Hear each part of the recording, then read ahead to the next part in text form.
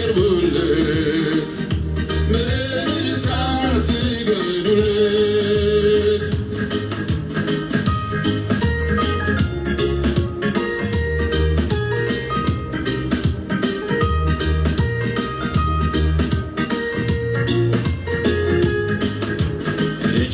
የችግረኞችን ጩኸት ሰምቶ አይጨክንም ምርጦቹን ከልቡ በፍጹም አያስጨንቅም ጠላታቸውን ይበትን በነጎድጓድ አንቀጥቅጦ ረድኤታቸው ከፍ ይላል ከሰማያት በግርማው ተገልጦ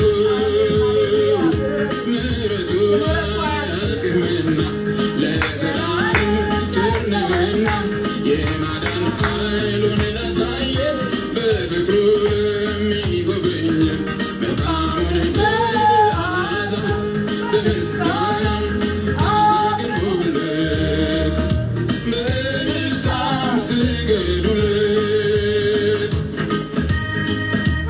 ምሕረቱ አያልቅምና ወደ እግዚአብሔር ምሕረት እየተጠጋን በምስጋና እንቀርባለን። ሃሌሉያ! እግዚአብሔር ይመስገን። የችግረኞችን ጩኸት ሰምቶ አይጨክንም ምርጦቹን ከልቡ በፍጹም አያስጨንቅም ጠላታቸውን ሊበትን በነጎድጓድ አንቀጥቅጦ ረድኤታቸው ከፍ ይላል ከሰማያት በግርማው ተገልጦ ምሕረቱ አያልቅምና ለዘላለም ቸር ነውና የማዳን ኃይሉን ላሳየን በፍቅሩ ለሚጎበኘን መልካሙን መዓዛ በምስጋናም አቅርቡለት በእልልታም ስገዱለት አሜን አሜን ሃሌሉያ!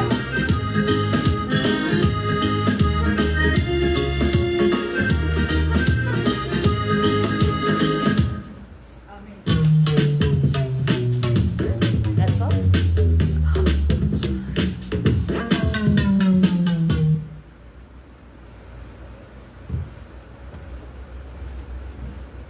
ክብር ለእግዚአብሔር ይሁን። ፕሮግራማችንን በጌታ በኢየሱስ ክርስቶስ ስም ስልጣን በቃል ኪዳኑ ደም በስርየቱ ደም በኩል በክርስቶስ የማስታረቅ ስራ በፈሰሰልን ደም በምህረት ወደ እግዚአብሔር ዙፋን በኢየሱስ ስም ቀርበናል።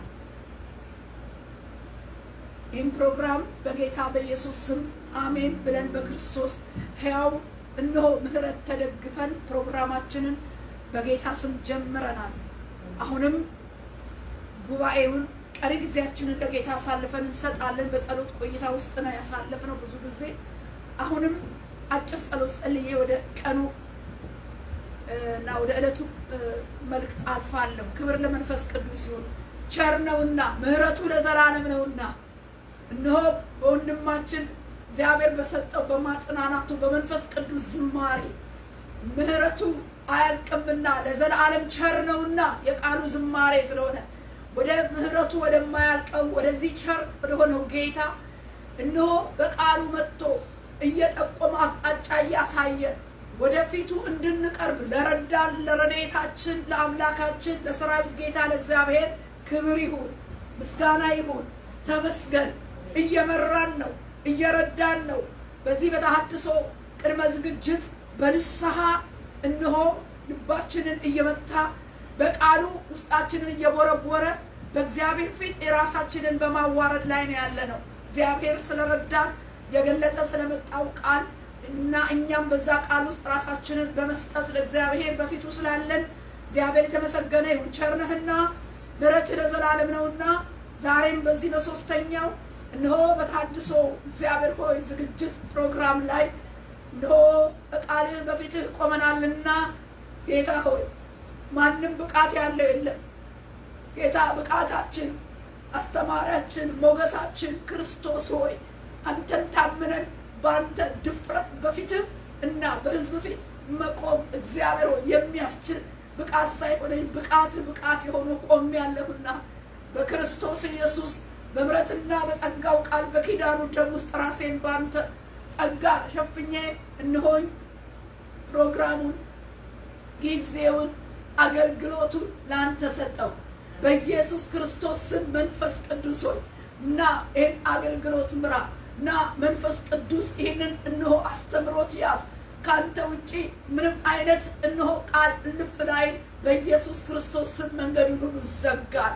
ለመንፈስ ቅዱስ ስፍራ በመስጠት መንፈስ ቅዱስ እንሆ እንደወደድህ እንድትናገረን በእኛ ውስጥ መጽሐፍክን እንድትገልጠው የእግዚአብሔርን ሐሳብ እንድትገልጠው በኢየሱስ ደም ውስጥ ሆነን አሁንም በሙላት እንድትፈስስ በእውነት እንድትፈስስ የእውነት መሪ ወደ እውነት ሁሉ የምትመራ ዓለም የማታውቅህ እኛ ግን በክርስቶስ የምናውቅህ የተላክልንና የተቀበልን አምላክ መንፈስ ቅዱስ መጽሐፉን አንተ ግለጠው፣ ምራን። ካንተ የሆነ ነገር አንድ እንዳይቀር ከጠላት የሆነ ነገር አንድ እንዳያልፍ በኢየሱስ ነፍሱ በፈሰሰበት ደም በኩል እነሆ ደሙን ይዘን እነሆ ደሙን እየረጨን በደሙ ስልጣን ውስጥ አንተን ጠራን። እውነት ሕይወት የሆነው መንገድ ክርስቶስን በእውነት ሊመራን በሚችል በክርስቶስ መንፈስ በመንፈስ ቅዱስ ውስጥ ራሳችንን ለቀቀን። የጠላት ኃይል፣ ንዴት፣ ቁጣ፣ ብስጭት፣ በቀል፣ የጠላት እንቅስቃሴ፣ ዛቻ፣ ፉከራ፣ የትኛውም አይነት ኃይል በመስቀል ኃይል የታገደ ይሁን፣ በስም ስልጣን የታሰረ ይሁን። አስቀድመን ኃይለኛውን በኢየሱስ ስም አሰረን። በጉባኤያችን እግዚአብሔር ሆይ ቅዱሱን መንፈስ በሙላት እንዲያንሳፍፈን እነሆ እግዚአብሔር ከጥፋት ውሃ በላይ መርከቢቱ እንደተንሳፈፈች ከዚህ እግዚአብሔር ከማናቸው ሁኔታ በላይ እንድታንሳፍፈን መንፈስ ቅዱስ በከፍታ ላይ እንድታስኬደን መርከቢቱ ከፍ ከፍ አለች፣ በአራራት ተራራ ጫፍ ላይ ሆነች፣ ከውሃው ጥፋት በላይ ሄደች። እግዚአብሔር ሆይ ዛሬ በኢየሱስ ክርስቶስ ራባሃዱ ለባሃዲና ማጋሳክ ሬደ ለባሃዱ ራባሃዱና ማጋሴክ ራጀሪያ በኢየሱስ ክርስቶስም ከፍ ካለው በላይ ከፍ ያለ ክርስቶስ መንፈስ በከፍታ እንድታስኬደን የጠላትን የከፍታ ራስ እንድታስረግጠን በስም ስልጣን ጸልየን ጉባኤውን እግዚአብሔር ሆይ እነሆ ማዕዱን ራሴን ጊዜውን መስመሩን በኢየሱስ ስም ላንተ አሳልፌ የሰጠው ኃይለኛውን ተግዳሮቱን በኢየሱስ ስም አሰርን። አሜን። በጌታ በኢየሱስ ስም ጌታ የተመሰገነ ይሁን። ወገኖች እንዴት ሰነበታችሁ? ቅዱሳን ይህን ፕሮግራም የምትከታተሉ ሁሉ እግዚአብሔር ይባርካችሁ።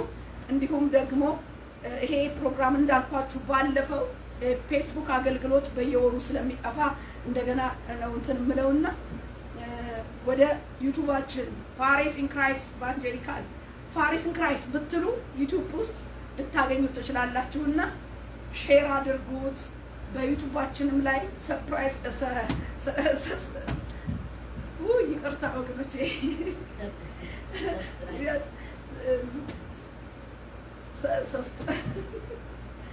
ይቅርታ ዩቲዩባችን ገብታችሁ ተመልከቱት፣ ሼር አድርጉት። በየወሩ ስለሚጠፋ እንደገና ሎድ እያደረግን ነውና በተቻለ አቅም መልእክታችንን እንዲደርስልን አድርጉ። ሰብስክራይብ አድርጉ። ሰብስክራይብ ነው ቃሉ፣ ይቅርታ ሰብስክራይብ አድርጉልን። በዩቲዩብ ላይ ቻናላችን ውስጥ ግቡ፣ ተመልከቱት። በተለይ እነኚህን 3 የተሐድሶ መልእክቶች እንድንዘጋጅበት ንስሐ እንድንገባ በጌታ ፊት ራሳችንን እንድናይ በእውነት አደራ እላለሁ። እኔ ላይክ አድርጉ፣ ሰብስክራይብ አድርጉ፣ ሼር አድርጉ የሚል ሰው አይደለሁኝም። አላቀውም፣ እንደዚህ አይነት ሁኔታም ገብቼም አላቅም። ግን አሁን እየጠፋ ስለሆነ ደግሞ የምንዘጋጀው መልእክት ህዝባችንን እንዲደርስ ደግሞ ስለሚያስፈልግ ግድ ስለሆነ ነው። ሼር አድርጉት፣ ላይክ አድርጉት። ስለተለመዳለም ሰብስክራይብ አድርጉ ስንለው ለምደን ኮፒ ለማለት አይደለም፣ ኮፒ ለማድረግ አይደለም። መልእክታችን ሰው ጋር እንዲደርስ በተቻላችሁ ዩቲዩባችን ግቡ፣ ፋሪስ ኢን ክራይስት ወርግ ብላችሁ ግቡ፣ ታገኙታላችሁ። እግዚአብሔር ይባርካችሁ። እንግዲህ ዛሬ የተሐድሶ ቅድመ ዝግጅት በሚለው በ3ኛው ክፍል ላይ ነው የምንገኘው። 3ኛው ክፍል ላይ ነው። ከአሁን በፊት 5 ፖይንቶችን አይተናል። የተሐድሶ ቅድመ ዝግጅት፣ አንደኛ ተራፊምን እናስወግድ፣ ሁለተኛ አካናዊና ሲሞናዊ ህይወትን እናስወግድ ብለን አይተናል። አልደግመውም። እንግዳ ነገርን እናስወግድ። እንግዳ የሆኑ ነገሮች እንዴት እንደሆኑ አይተናቸዋል። በግልም በህብረትም እንደ ጣዖት ሆነው የተገለጡ እንግዳ ሆነው ሳናቃቸው የተቀመጡ ነገሮች እግዚአብሔርን ያስቆጡ አይተናቸዋል። 4 በመታደስ እንዘጋጅ፣ በቃሉ በመንፈሱ በጸሎት በንስሐ በመታደስ ከወዲሁ እየተዘጋጀን እንጠብቅ። 5ኛ ከማጉረምረም ደግሞ እንውጣ ብለን በማጉረምረም እግዚአብሔርን ብንጠብቅ ተሻግረን ወደ ምንፈልገውና ወደ ተባለልን ተስፋ ቃል አንገባም። ከማጉረምረም እንጠበቅ። 5ኛ ዛሬ ደግሞ 6ኛ ነው የምናየው። 6ኛው የዛሬ ፖይንታችን ደግሞ የተሐድሶ ቅድመ ዝግጅት ከተደባለቀ ህይወት መለየት፣ ከተደባለቀ ህይወት መለየት የሚለው ነው።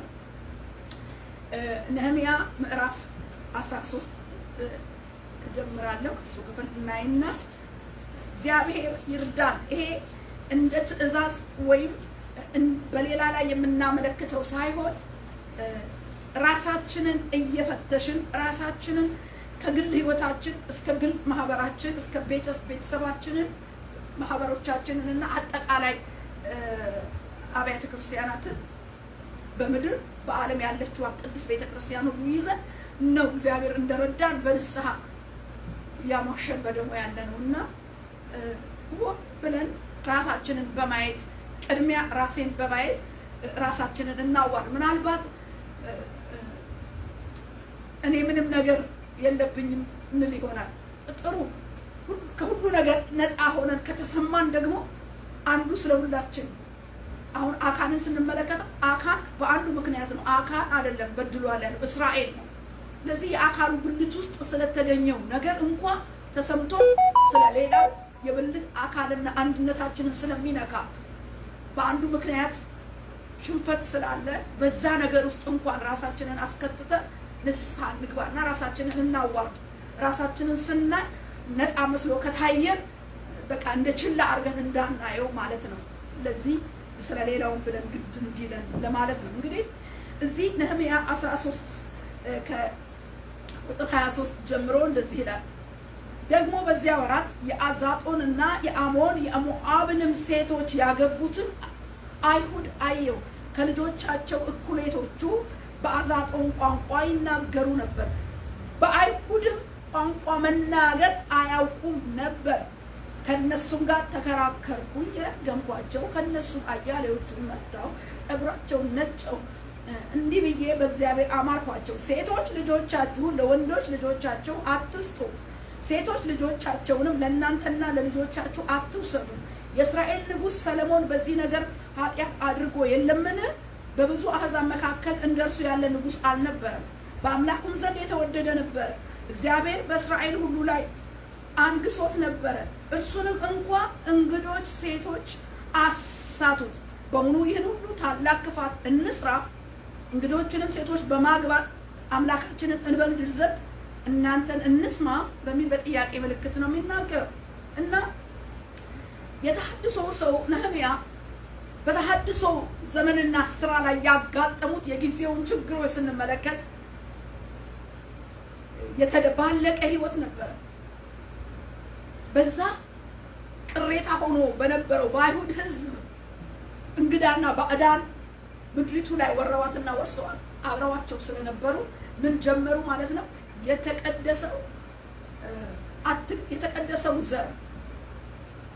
የተቀደሰው ዘር የቃል ኪዳኑ ህዝብ አትጋባ ከተባለው አሕዛብ ጋር መጋባትና ምን ማለት ጀምሯል? መዋለድ፣ መደባለቅ ጀምሯል። ይሄ የእግዚአብሔርን ቃል መሳት ነው። ይሄ እግዚአብሔርን መበደል ነው። ከቃሉ ውጪ ከመጀመሪያው ጥፋት ይልቅ ወደ ሁለተኛ ጥፋት እየጨመሩ ነው የሄዱት። ከተማረኩ በኋላ ቅሬታው እዛ ጋር የቀረው ደግሞ ህዝብ እንደገና የአይሁድን የእግዚአብሔርን ቃል ህጉን ቃል የተነገራቸውን ቃል ይስቱ ነበረ። ይሄ የእግዚአብሔር ቃል እንኳን በገባችሁበት እኔ በምሰጣችሁ በተባረከችው በተስፋይቱ ምድር ስትገቡ በዛ ምድር ላይ ያሉን ነገሩን አጥፉት፣ አትማሯቸው፣ አጥፉ። እንግዳ አማልክቶቻቸውን አትቀበሉ፣ ልጆቻችሁን ለልጆቻቸው አትስጡ፣ አትጋቡ የሚል ትእዛዝ ነበራቸው። ይሄ ትእዛዝ ዘዳግም 7 ላይ እንደው ትንሽ ለመናገር የእግዚአብሔር ቃል እንደሆነ የእግዚአብሔር ትእዛዝ እንዴት እንደሳቱና መደባለቅ እንደጀመሩና በዚህ የተሐድሶ ጊዜ ውስጥ ሌላ ቋንቋ ልጆቻቸው አዛቁንኛ ነበር የሚናገሩት። ወገኖቼ ቋንቋ መናገርና መደባለቅ ሳይሆን ይሄ መደባለቁ የሚያመጣው ትልቅ ችግር ነበረ። እምነትን ነው የሚያጠፋው። ስለዚህ ነው ከሰለሞን ውድቀት በእስራኤል ላይ ስለመጣው ትልቅና ትልቅ ጥፋት ምስክርና ምልክት አድርጎ ከእግዚአብሔር ቃል ይናገር የነበረው የተሐድሶ ሰው ነህምያ ምን አይነት ጥፋት እንዳመጣበት በእስራኤል ላይ ምን አይነት መዘዝ እንዳመጣ በእስራኤል ላይ እንዴት አድርጎ ሰለሞን በመጋባቱ ያመጣቸው ስህተቶችና ጥፋቶች በእስራኤል ላይ በመላው እስራኤል ላይ ነው፣ በሰለሞን ብቻ አይደለም። ይሄንን ነገር እያሳየ ነው። እና ትእዛዙ ምንድነው?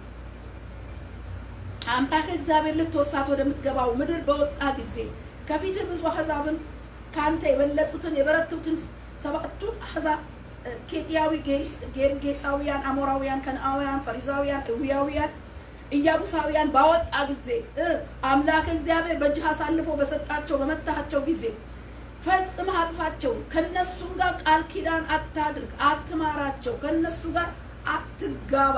ሴት ልጅህን ለወንድ ልጅ አትስጥ፣ ሴት ልጅህንም ለወንድ ልጅ አትውሰድ።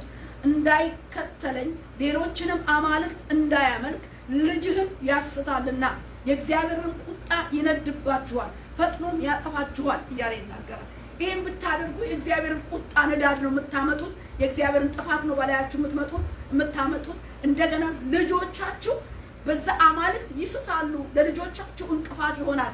እምነታችሁ ከኔ ጋር ያላችሁ ሪሌሽን ግንኙነት ህብረት ይጠፋል። እኔ አሕዛባን እነኛን 7ቱን የአሞራውያን ግዛቶች እግዚአብሔር አምልኮታቸውን ምድሪቱን ያረከሱበትን እርኩሰት አይቶ ነቅሎ አጥፍቶ ነው የቃል ኪዳኑ ህዝብ እግዚአብሔርን እንዲያመልከው ህጉንና ቃሉን ሰጥቶ ለእግዚአብሔር የተለየ ህዝብ ሆኖ እንዲኖር ነው እንጂ ቀድሞ ካጠፋው አማልክትና ጥፋት ጋር እንዲጋቡና አምላካቸውን እንዲያመልኩ የእግዚአብሔር ፈቃድ አልነበረም። ይሄ ትእዛዝ እያለ ነው በዚህ በተሐድሶ ጊዜ ሲገባ ይሄ ህግ ተጥሶ ምን ብለዋል? አሞን፣ ሞዓብ፣ የአዛጦን፣ የአሞን፣ የሞዓብ ሴቶች ያገቡትን አይሁድ አየው እና ምን ብለዋል? ተዋልደዋል፣ ወልደዋል። እንደገና ደግሞ ቋንቋቸው አዛጦንኛ ሆኗል። በዚህ በመዋለድና በመጋባት ውስጥ የሚተላለፈው ችግር የእስራኤል የቃል ኪዳን ውስጥ አምልኮውን ይጠላል፣ ባዕድ አምልኮ ያመልካል፣ ከእግዚአብሔር አሰራር ወጣ ማለት ነው ወደ ጥፋት። ልክ እንደዛው እንደተነቀለው ትውልድ ሊነቀል ነው ማለት ነው። ጥፋት ይነድብሃል፣ ቁጣ ይመጣብሃል። ልጆች እኔን እንዳያመልኩ ያደርጉኛል፣ ከኔ መንገድ ይወጣሉ፣ ያስት አትጋባ። ዓለማዊ ከሆነው ከዚህ ካወጣሁ ህዝብ ጋር መልሰህ አትጋባ ካለ ሁኔታ ጋር ተጋብተው እናያለን። ይሄ ነገር ደግሞ የእግዚአብሔርን ቁጣ ያነዳል፣ ልጆቹን ያስታል፣ የእግዚአብሔርን ጥፋት ደግሞ ያመጣባቸዋል። እና ይሄንን ያቃል ነህምያ። ከባድ ነው። የእግዚአብሔርን ቃል ምን ማድረግ ነው? መጣስ ነው። አማልክቶቹ ልጆቹን ምን ይወስዳሉ። ስለዚህ ነው ሰለሞንን ሲያነሳ እዚህ ጋር ሰለሞን የተወደደ ኢዲዲያ የተባለ የእግዚአብሔር ንጉስ፣ የእግዚአብሔር የቀባው ንጉስ ነበር። በእግዚአብሔር የተወደደ ንጉስ ሚስቶቹ ስላሳቱት ነው ምን ያደረገው? ካሞሽን አመለከ፣ አማልክትን አመለከ ብሎ በዛው መሰዊያ ሰራላቸው፣ አመለካቸው፣ አስመለኩት። ይሄንን እየጠቀሰ ነው የሚናገረው። የተወደደው ንጉስ ሰለሞን እንግዶች ሴቶች ናቸው ምን ያደረጉት? ያሳቱት። ከዚህ የተነሳ ነው እስራኤል ለሁለት የተከፈለው፣ 11 ነገድ የተወሰደው፣ ይሁዳ ብቻውን ኢየሩሳሌም የቀረው፣ መለያየት የመጣው፣ ጦርነት የመጣው፣ በሮዓብ ዘመን ያ ሁሉ ችግር የመጣው ሰለሞን ያመጣው፣ በሰለሞን ጊዜ የመጣ የእግዚአብሔር በነቢዩ በኩል የላከውን የተስፋ ቃል የተነገረውን የትንቢት ቃል ነው እግዚአብሔር በሮዓብ ዘመን የፈጸመው። ይሄን ነው ያመጣው። ያስታሉ ብሎ በጣም ሲቆጣ እንመለከታለን። ትልቅ ጥፋት እንደሆነ ለተሐድሶ ስራ ጠላት ሆኖ የሚገርመው የተጋቡበት ጋብቻቸው ስንመለከት ለተሐድሶ ስራ ጠላት ሆኖ ስራውን ሲያንቋሽሽ የነበረ ሲያላግጥ የነበረ ቀበሮ ቢመጣ ያፈርሳል ሲል የነበረ ከዋነኛው ካህኑ ከኤልያሴብ ከካህኑ ከእስራኤል ካህን ከሆነው ከልጁ እነ ጦቢያና ሰንበላጥ አማች ሆነዋል። ለሰንበላጥ አማች ሆኗል ይላል። ለሆሮናዊ ለሰንበላጥ አማች ነበረ። ከኤልያሴብ ልጅ ከዮአዳ ልጆች አንዱ ይላል። የካህኑ ልጅ የተሐድሶን ስራ ከሚቃወመው የተሐድሶን ስራ ከሚያፈርሰው ከማይወደው ከሰንበላጥ ልጅ ጋር ምን ሆና ተጋብቷል። ይሄ ጥፋት ስንመለከት ከካህናቱ ጋር ነው። ታላላቅም ታናናሹም ነው የሳቱበት። እንደዚህ አይነት ጥፋት ለተሐድሶ እንቅፋት ሆኖ የተገኘ ድብልቅ ነገር እንደነበረ እናያለን። ወደ እዝራ ስንመጣ እዝራም እንደዚህ የሚል ወሬ ሰማ ይላል። 9:1 ላይ ስንመለከት እዝራ ላይ ደግሞ እሱ ይሄን ወሬ ሰማ። የተሐድሶ ሰዎች ናቸው እነኚህ ሰዎች። እዝራ 9:1 ላይ ይህም ከተፈጸመ በኋላ አለቆቹ ወደ እኔ ቀርበው የእስራኤል ሕዝብ ካህናቱም ሌዋውያኑም እንደ ከናውያን እንደ ኬጢያውያን እንደ ፈሪዛውያን እንደ ኢያቡሳውያን እንደ አሞናውያን እንደ ሞዓባውያን እንደ ግብፃውያን እንደ አሞራውያን እርኩሰት ያደርጋሉ እንጂ ከምድር አሕዛብ አልተለዩ። ለራሳቸው ለልጆቻቸው ሴቶች ልጆቻቸውን ወስደዋል።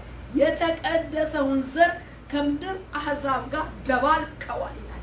የተቀደሰውን ዘር ከምድር አሕዛብ ጋር ምን ብለዋል? ደባልቀዋል። ይሄን በሰማው ጊዜ አለ ልብሴን መጎናጸፊያን ቀደድኩ፣ የራሴን የጢሜን ጠጉር ነጨው፣ ደንግጬም ተቀመጡ።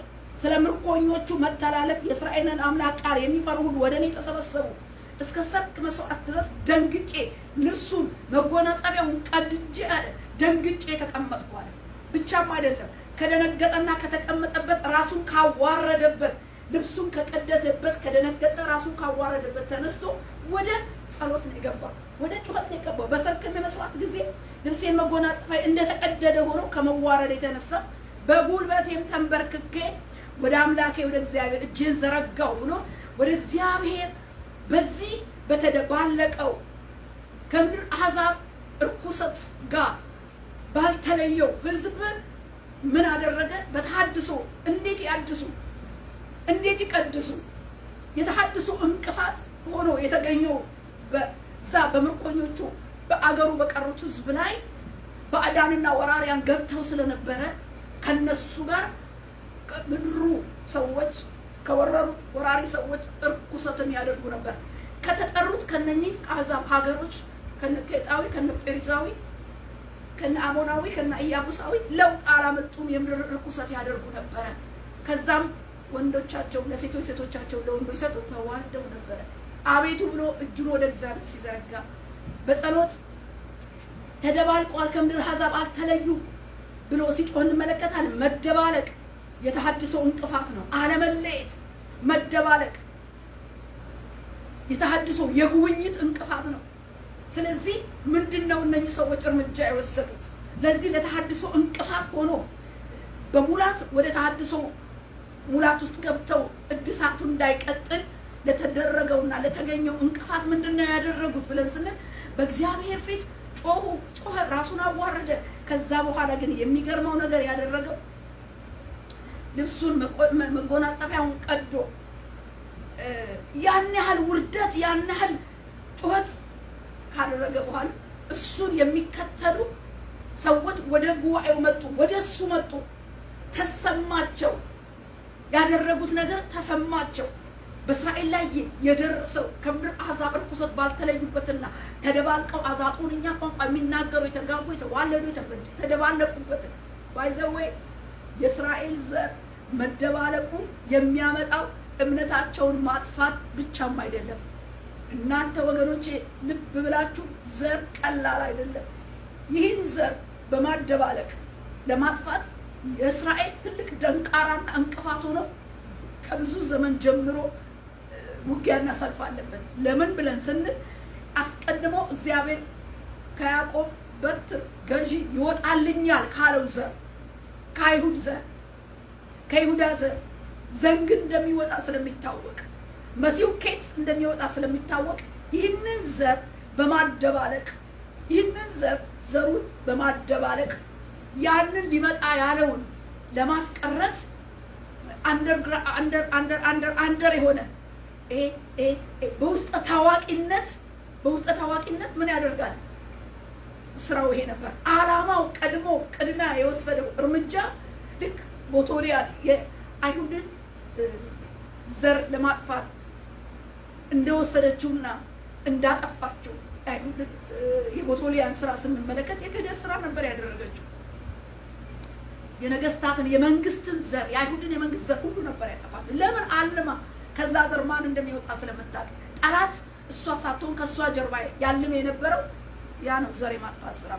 እዚህ ጋር ይህ ክርስቶስ የሚወጣበትን ነገር አደባልቆ ለማስቀረት እዛ ይሄ የተደረገ ባክግራውንዱ ላይ ያለ አሰራር ነው እና ሃይማኖታቸውን ማጥፋት ማለት አምልኮቱን ማጥፋት ማለት ዘሩን ማደባለቅ ማለት ያ ጌታ ኢየሱስ ክርስቶስ የሚመጣበት ዘንግ ያ እግዚአብሔር የተናገረው ቃል የሚጋፋ ሆኖም ይታያል ማለት ነው።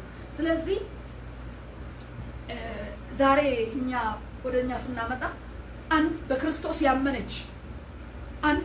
ያመነ የእግዚአብሔር በአዲስ ኪዳን የእግዚአብሔር የዳነ ሕዝብ በክርስቶስ ደም ተቀድሶ የዳነ ሕዝብ በሚገርም ሁኔታ ከዳነ በኋላ በጋብቻ ምክንያት ስንቱ ተጠልፏል። ስንቱ በጋብቻ ክርስትናን ጥሎ ወደ ልዩ ልዩ አገር ለመሄድ ስም ቀይሮ ሃይማኖት አይደለም ክርስትና ክርስቶስ ነው፣ ሕይወት ነው። እንደዚህ አይነት ነገሮች ሲደረጉ ጆሮ ሰምተናል፣ አይተናል። በሀገራችንም ብዙ ምን ያህል ነው የሚገደል እንደ እዝራ እንደ ነህምያ የራሱን ጸጉር እየነጨ ማቁን ቀዶ ወየው እንዲሆነች እስራኤል እንዲደረሰባት እንዲህ አይነት ውድቀት መጣ ብሎ ራሱን አዋርዶ በኋላ ደግሞ እናየዋለን ወዴት እንደመጣ ነገሩ።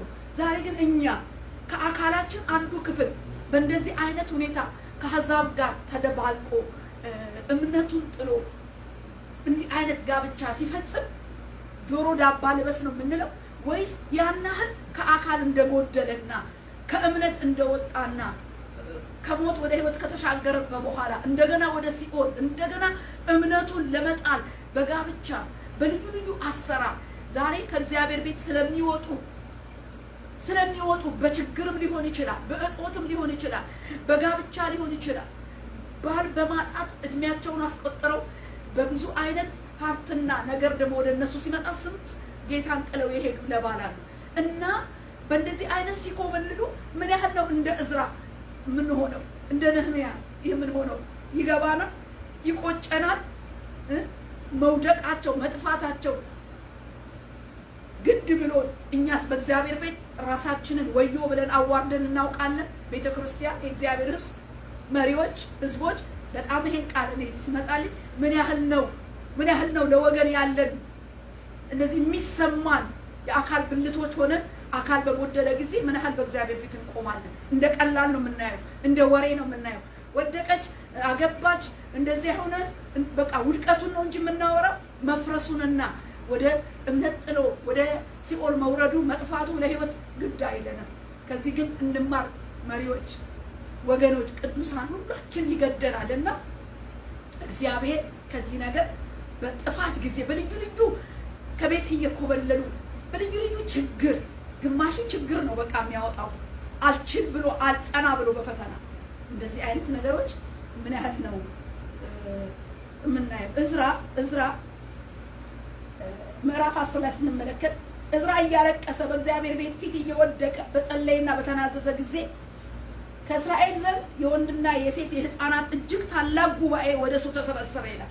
አንድ እዝራ ራሱን በማዋረዱ ንስሐ በመግባቱ በእግዚአብሔር ፊት እጁን በመዘርጋቱ ወየው ይሄ ከእግዚአብሔር ቃል የተላለፈ ሕዝብ ነው፣ ከማይገባ አሕዛብ ጋር እርኩሰትን ፈጽሟል፣ ተዋልዷል፣ ተጋብቷል ብሎ ራሱን ባዋረደ ጊዜና እጁን ወደ እግዚአብሔር ባነሳ ጊዜ ህዝብ አገኘን። ጉባኤ ወደ እሱ መጣ። ከዛስ በኋላ የሚገርም ነገር ነው ያሉት። እጅግ አለቀሱ። ወደ እሱ ተሰበሰቡ። ህዝቡ እጅግ አለቀሱ። ከዛስ በኋላ ከኤላም ወገን የነበረ የሄል ልጅ ሴኬንያ እዝራን እንዲህ ብሎ ተናገረ ይላል። አምላካችንን በድለናል፣ የምድርን አሕዛብ እንግዶች ሴቶችን አግብተናል። አሁን ግን ስለዚህ ነገር ገና ለእስራኤል ተስፋ አለ። አሁንም እንደ ጌታዬ የአምላካችንን ትእዛዝ እንደሚፈሩት ምክር ሴቶቹን ሁሉ ከእነርሱም የተወለዱትን እንሰድድ ዘንድ ከአምላካችን ጋር ቃል ኪዳን እናድርግ፣ እንደ ሕጉም ይደረግ የሚል መጣ። ከህዝቡ መጣ። በድለናል አሉ ህዝቡ። በድለናል፣ የአምላካችንን ሕግና ቃል ጥሰናል፣ እንግዳ ሴቶችን አግብተናል፣ ተዋልደናል፣ እኛ በድለናል። ግን ቁም ነገር ተናገሩ። አሁንም አሉ አሁንም ግን ለእስራኤል ምን አለ? ተስፋ አለ። ክብር ለመንፈስ ቅዱስ ይሁን። ዛሬ ተስፋ አለሽ እህቴ፣ ተስፋ አለ ወንድሜ፣ ተስፋ አለን ዛሬ። የምሕረት በርና ደጅ አልተዘጋምና የትኛውም አይነት ውድቀት ብትሆኝ ብትኖር አሁንም አለ በቃ በዛ ውድቀት ውስጥ በተዋለዱ በተጋቡበት በወደቁበት ነገር ውስጥ ሆነ አሁንም ለእስራኤል ተስፋ አለ። ተስፋ ምን ማለት ነው? ንስሐ ለመግባት ለመመለስ ጊዜው አላለቀም። አሁን እንገባለን። በቃ ያገባናቸውን ምን እንፈታለን፣ የወለድናቸውንም ያገባናቸውን ነገር እንሰዳለን፣ እንላቀቃለን፣ እንፋታለን፣ እጅ እንሰጣለን እያሉ ሲናገሩ ደስ የሚገርም ነው። እጅ ሰጡ። ለምን? ይሄ ባሪያ ራሱን አዋርዷል፣ በእግዚአብሔር ፊት ጮኸ፣ ተሰምቷል። ስለዚህ ህዝብ መጣ፣ ፍሬ ያፈራ። ህዝቡ ራሱን በራሱ ውሳኔ ወሰነ፣ ምንም ሳይናገር። በቃ እዝራ ማልቀስ ነው። እዝራ በእግዚአብሔር ፊት መዋረድ ነው። በቃ መጮህ ነው የያዘው። ግን መጣ ህዝቡ። በድለናል፣ አግብተናል፣ ተዋልደናል፣ ምን እናደርጋለን? አሁን በአምላካችን ገና ለእስራኤል ተስፋ አለ። ገና አሁንም ለቤተ ክርስቲያን ተስፋ አለ። ገና በብዙ ጭቃ ውስጥ በብዙ የማትችሉት የማትወጡበት እነሆ ተዋልደናል፣ ወልጃለሁ፣ እንዲህ አይነት ውስጥ መከራ ውስጥ ገብቻለሁ፣ ተጋብቻለሁ፣ እንዲህ አይነት ውስጥ ነኝ የምትሉ ወገኖቼ ገና ተስፋ አለ ለእስራኤል። ገና ለእናንተም ተስፋ አለ። በተለያየ የኃጢአት አራንቋ ውስጥ ገብታችሁ ከዚህ ማን ያወጣኛል የምትሉ አሁንም ለእናንተ ተስፋ አለ። ተስፋው ደጅ አልተዘጋም፣ የምሕረት በር አልተዘጋም። ስለዚህ በዚህ ተሐድሶ ጊዜ ምንድን ነው? መመለስ ነው፣ ንስሐ መግባት ነው እና ተስፋ አለ ለእስራኤል። ተስፋ አለ። ይሄ መምህር ካህን እዝራ እድል ለእግዚአብሔር እድል ሲሰጥ ህዝቡም እድል አገኘ። ራሱን አዋረደ፣ ተስማማ።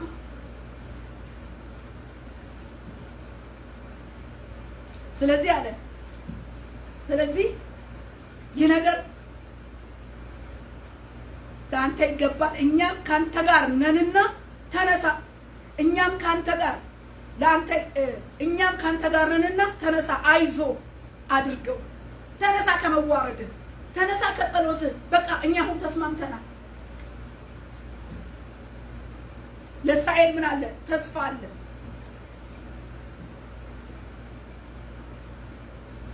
ለንስሐ እድል አለ። ወደ ፍሬ ለመምጣት እድል አለ። ለተሐድሶ ጅማሬው ለጀመሩት ለተሐድሶ ገና ለሚጠብቀው ተሐድሶ ይሄ እንቅፋት ከሆነ ይሄን እንቅፋት እንጠርገዋለን። ከጋብቻው እንለያለን። የወለድናቸውንም አብረን እንሰዳቸዋለን። አንተ ተነስ አድርገው በቃ ብለው ሲስማሙ እንመለከታለን።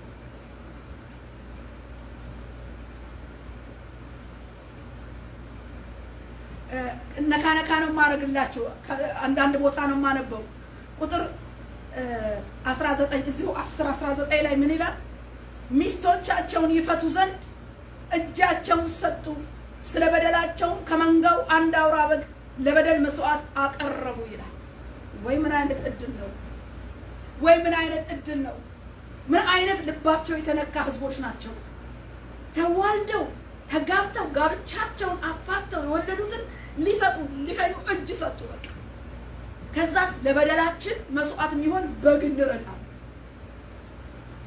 መስዋዕት ስርየት የነበረው የዛን ጊዜ በእንስሳት ከብት ታርዶ በዛ በሚፈሰው ደም ስለነበረ ምን አይነት ልብ ነው ያላቸው! ምን አይነት ልብ ነው ያላቸው ወገኖች? ዛሬስ እኛ የምናርደው በግ የለም ለበደልና ለኃጢአት። ግን አሁንም ተስፋ ያለን ህዝቦች በታረደው በግ በኢየሱስ ክርስቶስ ደም በኩል ስርየት አለ። ዛሬ ከዓለም ጋር፣ ዛሬ ከኃጢአት ጋር፣ ዛሬ ከርኩሰት ጋር ተዳብላ ያለች ሚክስ ያለች ግማሽ ቤቱ ግማሽ ደግሞ ዓለም ቤቱ ያደረገ ግማሽ ቤተክርስቲያን ጋር በሁለት እግር የሚመላለስ በሁለት ሀሳብ የሚመላለስ ሁለት አይነት ማንነት ኖሮን የምንመላለስ በዚህም ዘመን ላይ ላለች ለቤተ ክርስቲያን የተደባለቀ ከዓለም ጋር ተደባልቃ ከብዙ ነገሮች ጋር ሚክስ ብዙ የምንላቸው ብንገልጣቸው ብዙ የምንላቸው ፍሬዎች በቤተ ክርስቲያን ውስጥ እየፈሩ ነው ያለው። የዓለም የስጋ በእውነት የተጋባናቸው እና የተዋለድናቸው ፍሬዎች ሽታቸው ፍሬያቸውም እየወጡ ነው ያሉት። ድብልቅ ነገሮች አሉ። ከዓለምና ጥትተነው ከወጣን ከዓለምና ከስጋ ብዙ ስጋ ወለድ የሆኑ ከእግዚአብሔር ቃል ውጪ ያደረጉን የእግዚአብሔርን መንፈስ ያሳዘኑ መሪውን መንፈስ ቅዱስን ከቤት ገፍቶ የሚያወጣ አመራሩ ሰው ይዞ እንደወደደው ለማድረግ የስጋን ዘር የራስን ሐሳብ ከበስተጀርባም የጠላትን ሐሳብ ዘሩ ብቅል እያለ ብቅሉ እየወጣ ለዓለም ብርሃን መሆኑ ቀርቶ ለምድርጫው መሆኑ ቀርቶ ብዙ ዓለማዊ ነገር ዓለም ተጽዕኖ እያመጣች ቤተክርስቲያን ተጽዕኖ ሳታመጣ ዓለም ግን በውስጥ ተጽዕኖ እያመጣች የዓለም ነገር እየተንጸባረቀ ነው ያለው። ከትንሽ እስከ ትልቁ የዓለም ነገር ቦግ ብሎ ኮፒው ከዓለም ወደ ቤት ነበረ። ቤተክርስቲያን ወግና ስርዓቷ እሷ ነበረች ጨለማውን ለማዋጥ ጨው ሆና ለመገለጥ። ዓለም ግን ዛሬ ወደ ቤት ገብታ መልኳን እየቀየረች ነው። የቤተ ክርስቲያንን መልክ፣ ውበት፣ ቃና፣ ሽታ እየቀየረች ድብልቅ ነገር ይልቁንም ዛሬ በእግዚአብሔር ቤት ውስጥ አለ። ጥርት ያለ ክርስትና ጥርት ብሎ በእግዚአብሔር ቃል ሲሪየስ ህይወትን ለመኖር ብዙ የስተት ትምህርቶች እየመጡ ምን አለበት የሚል ከኃጢአት ጋር የሚያጋቡ ድብልቅ ነገሮች እየገቡ ቤቱን በአዳን ያኔ በአዳን ምድሪቱን እንደረገጡ ቅጥሯ ፈርሶ ገብተው መቅደሱን አፈርሰው በአዳን እንደተጋቡ እንደተዋለዱ ዛሬ ባዕድ የሆኑ አምልኮዎች፣ ባዕድ የሆኑ አስተምሮዎች፣ ባዕድ የሆኑ እንግዳ ነገሮች በእግዚአብሔር ውስጥ ተጋብተው የተዋለዱ ብዙ ነገሮች አሉ። ብዙ እንግዶች ነገሮች ለማዳ ሆነው አሉ ወገኖቼ በእግዚአብሔር ቤት ውስጥ። ስለዚህ ደግሞ እንደነኚህ የተሐድሶ ሰዎች ሊመጣ ላለው ለእግዚአብሔር ክብር እንቅፋት እንዳንሆን ዛሬ የተጀመረ የእግዚአብሔር ስራ ጥቂት የተጀመረ ጥቂት ብልጭ የሚል የእግዚአብሔር ነገር ሞር እየጋመ ወደ ሙላት እንዳይሄድ እያደገ እንዳይሄድ ከቁርጭምጭሚት ወደ ጉልበት ከጉልበት ወደ ወገብ ከወገብ ጥምልም አርጎ የሚወስደው ያ ሙላት እንዳይገለጥ በመሃል ላይ ሳንካ የሆኑ እነኚህ እንግዳ ሆነው የበቀሉ ድብልቅ የሆኑ እንደ ጋብቻ ኪዳን ይዘው የቆሙ አግብተው የሄዱት በአንድ አፍታ ሄዱ ተብሎ ይታወቃል። ይታዘን አይታዘንም። ነገር ግን እቤት ቁጭ አድርጎ ደግሞ ልብን አኮብልሎ ልብን እያባበለ በልዩ ልዩ አሰራር ደግሞ ቤት አፍዝዞና አደንዝዞ ብዙ ድካሞች አሉ ወገኖቼ። ዛሬ ብዙ የዓለም ኮተት ገብቷል። በፖለቲካው ድብልቅ ነገር ውስጥ ገብተናል። ጥርት ብሎ በወንጌል ቃል እንዳንወጣ የዘረኝነት ፖለቲካ አለ። ዘር እየተሰበከ ቋንቋ እየተሰበከ እኔነት እየተሰበከ የመንፈስ ቅዱስ ዋንኛነት የክርስቶስ ራስነቱ ቦታ ሳይዝ ሰው ራስ ሆኖ ከኔ ጀምሮ ማለት ነው ሁላችንን ስለሚነካ ራሴን አግልዬ አይደለም ከቃሉ በታች አርጌ ራሴንም በንስሐ እያቀረብኩ ስለሆነ ማንም በልጭ አይደለም የምናገረው እግዚአብሔር የተናገረውን ብቻ ስለማለት ስለምችል ነው እንጂ እኔ በልጭ አይደለም። በቤተ ክርስቲያን በመጣው ተክሳስ ውስጥ እኔም ስላለው ነው። ስለዚህ ራስ መሆን ሲገባው መንፈስ ቅዱስ ተሰዷል ወገኖቼ። ላይገባችሁ ይችላል። እኔ በተረዳሁት አንድም በሌላው ሁሉ አይነገርም፣ ሁሉ አይዘከዘክም እንጂ እግዚአብሔር ማንም በሌላ ይናገራል። መንፈስ ቅዱስ ተሰዶ ስፍራውን ጥሎ ሰው ስፍራውን ይዞ ያለበት ጊዜ ስለሆነ ታቦቱን በዳዊት ዘመን እንዳስመለሱት ልናስመልሰው ይገባል። ስፍራ ልንሰጠው ይገባል። እንግዳ ሆኖ የገባና ራስ ተኮር ሆኖ ራስ ገዝ ሆኖ ቤተክርስቲያንን በራስነት የሚቆጣጠር በአለቅነት በእኔነት የሚመራ ይህ የገዢ መንፈስ የሥጋ አሰራር ከበስተጀርባው ጠላት ደግሞ የተለያየ ዘር እየዘራ አዲሱን ትውልድ እየሸነገለ ምን አለበት በሚል ከኃጢአት ጋር እያላመደ ቅድስናን እያስጣለ እግዚአብሔርን መፍራት እያስጣለ እግዚአብሔርን ካለ መፍራት ጋር እያዳበለ ከዓለም ሲስተም ጋር እያጋባ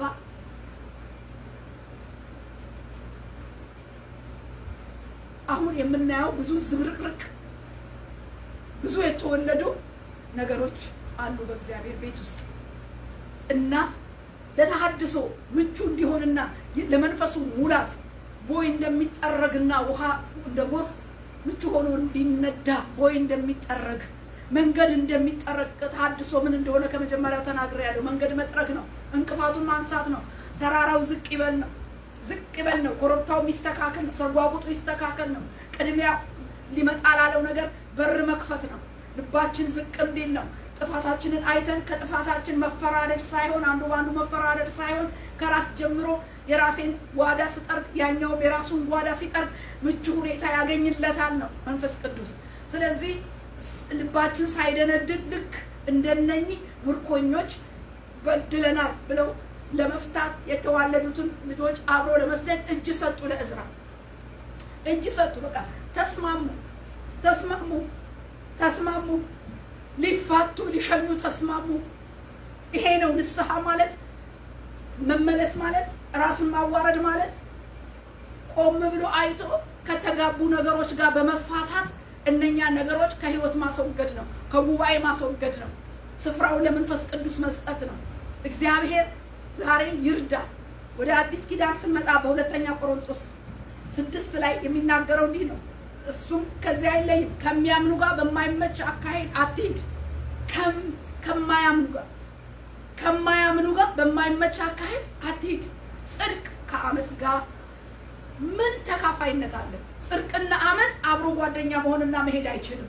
ስለዚህ በክርስቶስ የሆንከውን የጸደቅከውን ጽድቅ ከአመፅ ጋር ከደባለቅከው ምን ይጠቅማል? እንዴት ነው እርምጃ? አዲስ ኪዳን የሚለን ይሄን ነው። አመፅና ጽድቅ ተካፋይነት የለውም፣ አብሮነት የለውም። አብረሃት ሂድ ነው። ከማያምን ጋር ደግሞ በሚያመች አይደለም፣ ተለይታ አውሬ ሆነህ ኑር አይደለም። በማይመች እምነትህን በሚነካ ክርስትናህን በሚነካ የእግዚአብሔርን ሕልውና በሚነካ ቃሉን በሚነካ እምነትህን በሚነካ ነገር በማይመች ነገር በዳንክበት ደህንነትህን በሚነካ በማይመች ነገር አትጠመድ ነው የሚለው። በዓለም ነው ያለኸው፣ ከማያምኑ ጋር ነው ያለኸው። ግን እምነትህን በሚነካ በማይመች ነገር አትጠመድ። ይሄን ነው የሚለን እኛንም። አትጋባ አትንካ ሲለን ከማያምኑ ጋር በማይመች መንገድ አትጠመድ። ቶሎ ቶሎ ልሂድ። ጽድቅ ከአመፅ ጋር ምን ተካፋይነት አለው? ብርሃን ከጨለማ ጋር ምን ህብረት አለው? አንተ በክርስቶስ ኢየሱስ ጨለማ የተዋጠ ብርሃን የበራልህ የዓለም ብርሃን ነህ። ታዲያ መሪ አያየኝም ብለህ ማንም አያውቅም ሰፋ ያለ ምድር ወይም ራቅ ያለ ቦታ ነው ብለህ ከጨለማ ጋር በስውር ትንጎዳጎዳለህ። ከጨለማው ስራ ጋር ህብረት አለ። ወጥተሃል እኮ ከጨለማ፣ ወጥተሃል እኮ ከዓለም፣ ወጥተሃል እኮ ከዛኛው መንደር። ወደ ብርሃኑ መጥቶ በርቶልሃል ብርሃን። ታዲያ ከጨለማ ጋር የምንጎዳጎድ 50 ብርሃን 50 ጨለማ ውስጥ ሆነን በሁለት አይነት መንገድ የምንመላለስ እግዚአብሔር ድብልቅ ከሆነ ነገር ተለዩ ነው የሚለው። ይሄ የተሐድሶ እንቅፋት ነው። ይሄ እግዚአብሔር ወደ ሙላት ቤተክርስቲያንን ሊያመጣና ዓለሙን በክርስቶስ ሊጠቀልል ወዳለው ወደዚህ ተሐድሶ ለመግባት እንቅፋቱን አስወግዱ ስለሆነ የሚለን ድብልቅ ነገር ከጓዳ ከጉያ ከቤት ከቤተሰብ ድብልቅን ነገር እናስወግድ። እናስወግድ፣ እንንገራቸው ለልጆቻችን። ሞት አለበት ይጥሉን ቢፈልጉ ይሄ ነገር ትክክል አይደለም ብለን ከኛ እውነቱን እንናገር ወገኖቼ። ድብልቅ ነገር እናስወግድ። እዛው ክፍል ላይ ክርስቶስ ከቤልሆር ጋር ምን መስማማት አለው ይላል። ክርስቶስና ይሄ ጣዖት ነው ቤልሆር፣ ክርስቶስ አምላክ ነው። ጣዖትንና ክርስቶስን አጋጥመን እንዴት ነው የምንኖረው ክርስትና? እንዴት ነው ስለ ጣዖት እየሰበክን? እንዴት ነው ለተለያየ አምልኮ እያመለክን መተን ደግሞ እንዴት ነው ወንጌል የምንሰብከው? እንዴት ነው ከአምልኮ ጋር ክርስትናን እያጣመርን ምን ሄደው? ይሄ ነው እኮ መደባለቅ ማለት።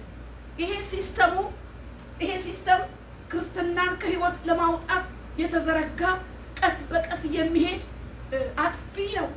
ምን አለበት ብሎ የምታውቀውን ጨለማ የሆነውን ጣዖት የሆነውን ነገር አትሳመው፣ አትስገድለት። ለተቀረጸ ለምስል ለሆነ ነገር እንደተማርነውም ደግሞ ላላወቅነው ከእግዚአብሔር በላይ በልጦ ለወደድነው ነገር እንኳን ጣዖት ነው እያለን እንዴት ነው ጣዖትን እያመቻመችን ወደ እግዚአብሔር ቃል እያቀራረብን የምንሰብከው? እንዴት ነው የመድረኮቻችን ስብከቶች? እንዴት ነው ወጣቶቻችንንና ህዝባችንን ሼፕ አድርገን የምንይዘው በእግዚአብሔር ቃል? እንዴት ነው የምናስተካክላቸው ለኃጢአት?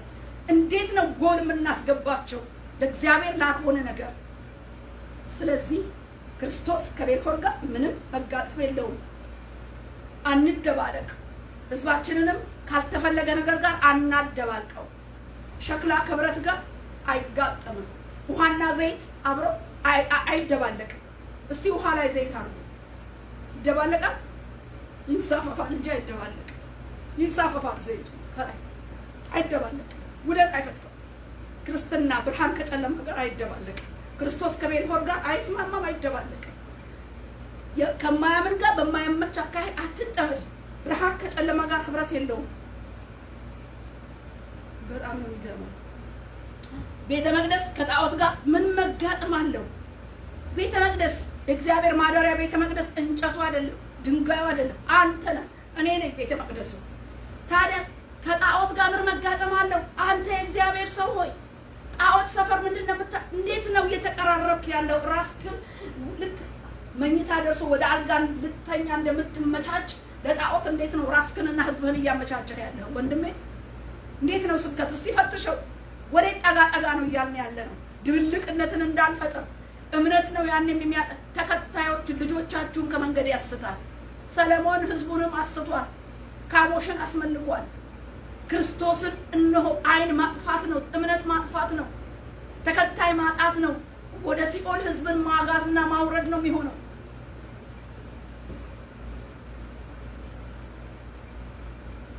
ስለዚህ ይላል ሁለተኛ ቆሮንቶስ ላይ ከመካከላቸው ውጡና የተለያችሁ ሁኑ፣ እርኩሱንም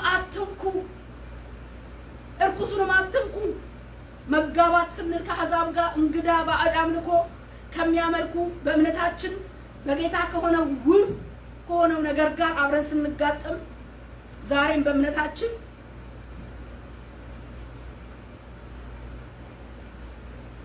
በዚህ በዘላለም ህይወታችን ላይ ምን እየፈጠርን እንደሆነ ማወቅ ይኖርብናል።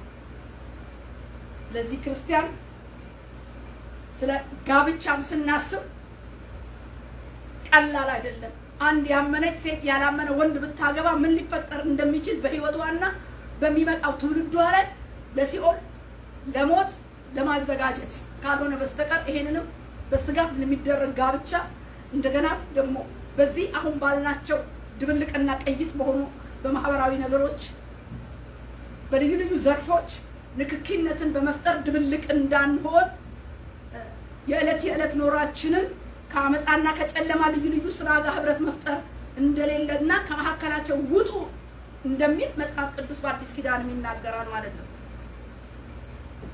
ከነህምያና ከዕዝራ ከምድረ አሕዛብ ጋር የተደባለቁ እንደተፋቱ የወለዷቸውንም ልጆች አብረው እንደሸኙ ቃል እንደገቡ እጅ እንደሰጡ ዛሬም እግዚአብሔር እንዲህ አይነት ውሳኔ ከኛ ይፈልጋል። እንዲህ አይነት በቃ እስከዛሬ ራሳችንን ወጣ አድርገን እንዲህ ነው በቃ ከዚህ እንውጣ ወገኖች። ህይወት ስለሆነ ከዚህ እንድንወጣና ከድብልቅ ህይወት እንድንወጣ በዚህ ታድሶ እንድናደርግ በዚህ እጅ እንድንሰጥ ለእግዚአብሔር ቃልና ለመንፈስ ቅዱስ ምቹ እንድንሆን እግዚአብሔር ይፈልጋል። ያለ እግዚአብሔር ፈቃድ በተለያየ በጋብቻ ብንደባለቅ፣ በማህበራዊ ኑሮ ብንደባለቅ፣ በኢኮኖሚ ብንደባለቅ፣ በፖለቲካው ብንደባለቅ የምንወልደውና የምንዘራው መለየት መቻል አለብን። እግዚአብሔር ቃል መዝሙር 106 ቅንፍ 106:35 ላይ ከአሕዛብ ጋር ተደባለቁ ይላል። ከአሕዛብ ጋር ተደባለቁ ስራቸውንም ተማሩ ይላል። ከአሕዛብ ጋር መደባለቅ ምንድን ነው የሚያመጣው ብትሉኝ፣ አንደኛ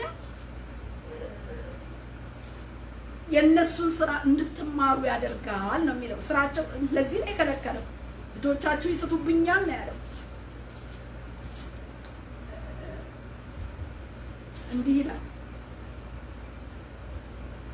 ከአሕዛብ ጋር ተደባለቁ ስራቸውንም ተማሩ፣ ለጣዖቶቻቸው ተገዙ፣ ወጥመድም ሆኑባቸው። ወንዶች ልጆቻቸውን ሴቶች ልጆቻቸውን ለአጋንንት ሰው፣ የወንድ ልጆቻቸውን የሴት ልጆቻቸውን ደም ለከነዓን ጣዖቶች የሰዋቸውን ንጹህ ደም አፈሰሱ እያለ ይናገራል። እግዚአብሔር የፈራው ይህንን ነው። እግዚአብሔር ቃል አትጋቡ፣ ከአሕዛብ ከከነዓናውያን ጋር አትደባለቁ ሲል የተደባለቁት ምን ሆኑ? ስራቸውን ተማሩ፣ አምልኳቸውን ተማሩ። አምልኳቸውን ደግሞ ስርዓት አለው። የአምልኮ አጋንንታዊ አምልኮ ስለሆነ ልጆቻቸውን መሰዋት ጀመሩ። ልጅ እንዴት ይሰዋል? ለአጋንንት አምልኮ ልጅ ይሰዋ ነበር እና ያንን ተማሩ። ለነሱ ወጥመድ ሆኑባቸው። ወንድ ልጆቻቸው ሴት ልጆቻቸው ለአጋንንት ሰው። ለምን? ተደባልቀዋልና። ከአሕዛብ ጋር ምን ብለዋል? ተደባልቀዋል ይላል መዝሙር ቅንፍ 106 ከቁጥር 35 ጀምሮ ስታዩት ከአሕዛብ ጋር ተደባለቁ ይላል። ሆሴዕ 7:8 ስትመለከቱ ደግሞ ኤፍሬም ምን አለ ነው የሚለው? ኤፍሬም ከአሕዛብ ጋር ተደባለቀ። ኤፍሬም እንዳልተገላበጠ ቂጣ ነው። እንግዶች ጉልበቱን በሉት፣ እርሱም አላወቀም፣ ሽበትም ወጣበት ይላል። ያልተገላበጠ ቂጣ፣ በአንድ ወገን የበሰለ በአንድ ወገን ሊጥ የሆነ ኤፍሬም ከአሕዛብ ጋር በመደባለቁ 50% በስሏል፣ 50% ሊጥ ነው። ይሄ ነው 50-50 በክርስትና። ግማሽ ዓለም ግማሽ ክርስትና፣ ግማሽ ፖለቲከኛ። ይሄ እኮ ከእግዚአብሔር ቃል ጋር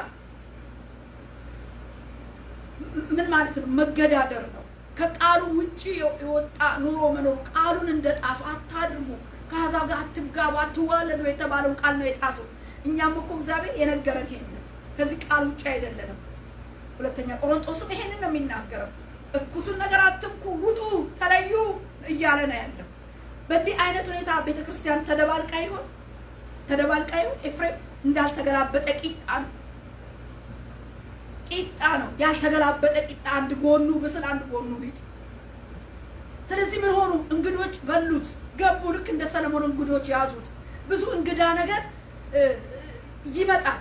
እንዴ የሚገርም ነው እኮ ዛሬ በእግዚአብሔር ቤት ውስጥ ያለ እንግዳ ትደነግጣላችሁ። እንደው በፌስቡክ ስናየው፣ እንደው ከዚህ ከሚታየው ነገር እንኳን ስናየው ያስደነግጣል። ይሄ ነው እንዴ? አሕዛብ ምን ይበል? እንዴት ወደ እግዚአብሔር ቤት ይምጣ? ብዙ እንቅፋትና ለሌላ ወጥመድ የሚሆን ነገር ነው እየታየ ያለ። መጨረሻው ዘመን ተደባልቃለች ቤተክርስቲያን፣ ድብልቅ አለ።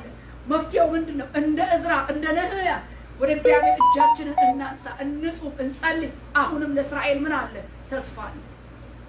ለእስራኤል ተስፋ አለ። ስለዚህ ቤተክርስቲያን ለተሐድሶ ስራ በሯን ከፍታ ቅድሚያ ዝግጅት ምን ማድረግ አለባት? ቅድሚያ ዝግጅት ማድረግ አለባት። የተጀመረ ስራ አለ። አዎ መልካም ነው፣ ግን ወደ ሙላት እየቀጠለ እንዲሄድ አሁን ያለው ድብልቅ ነገር 6ኛ ፖይንቴ እናውጣው፣ እናጥራው። ከጓዳችን ከግላችን ጀምረን እስከ ቤተክርስቲያን እስከ ዓለም አቀፏ ቤተክርስቲያን ንስሐ እየተገባ በእውነት በእግዚአብሔር ፊት ሰው እጁን እንዲሰጥ፣ ሰው ልቡን እንዲሰጥ፣ ሰው ትላንት ከገባበት ዓለማዊ ነገር ትላንት ከገባበት ብዙ ወለድ የሆነ መድረክ ላይ መናገር የማያስፈልጋቸው ብዙ ነገሮች ግን ብርሃን ከጨለማ ጋር ህብረት የለውምና እየለየን እንውጣ፣ እንፋታ፣ እጅ እንስጥ። የተወለዱትን እንግዳ ነገሮች እንቅበራቸው፣ እንለያቸው። ይሄ ነው የእግዚአብሔር ቃል የሚናገረው። ጌታ ይመጣል። ጌታ ይመጣል። በእውነት ጌታ ይመጣል። ጌታ ይመጣል። ስድስተኛ ይሄ ነው። ወደ ሰባተኛ ጌታ ይመጣል። ጌታ ይመጣል። ግማሽ ሊት ግማሽ ብስል ሆነ በእንደዚህ አይነት ሁኔታ ጌታ ቢመጣ እንዴት ነው? ይነጥቀናል? እንነጠቅ ይሆን? ከጌታ ጋር አብረን እንሆን ወይ? ጌታ ሆይ ጌታ ሆይ እያልን አላውቃችሁም ይለን ይሆን? አንድ እግር እግዚአብሔር ቤት ውስጥ፣ አንድ እግር ዓለም ውስጥ፣ አንድ እግር አመፃ ውስጥ፣ አንድ እግር ብዙ ቅድስና የጎደለበት ብዙ የእግዚአብሔር ቃል የተጣሰበትን ድብልቅልቅ ነገራችንን በእግዚአብሔር ፊት በትህትና እናገራለሁ። እኔም እናንተም ለመቅበር ፈቃደኞች እንድንሆን እጅ ሰጡ። በቃ እዝራ ተነሳ አድርገው ብለው መንገድ አሳይተው እንዴት አድርገው ወደዚህ እንደሚመጡ በየነገዱ እነኚህ ያገቡ ሰዎች ተጠርተው ስም ዝርዝራቸው ወጣ። ከነሱም ካህናት ተገኙ፣ መሪዎች፣ አገልጋዮች ተገኙ። ሁሉም እጅ እንዲሰጥ ነገሩን በዚህ እንደደመደሙት እናያለን። ዛሬም ከዚህ ውጪ መሆን የለብንም። በእግዚአብሔር ፊት ሁላችንም እየመረመርን እንቅበር። የእግዚአብሔር ጉብኝት በሙላትና በኃይል ይመጣል። እንቅፋቱን ድብልቁን ነገር እኔና እናንተ እናጽዳ። ሰባተኛ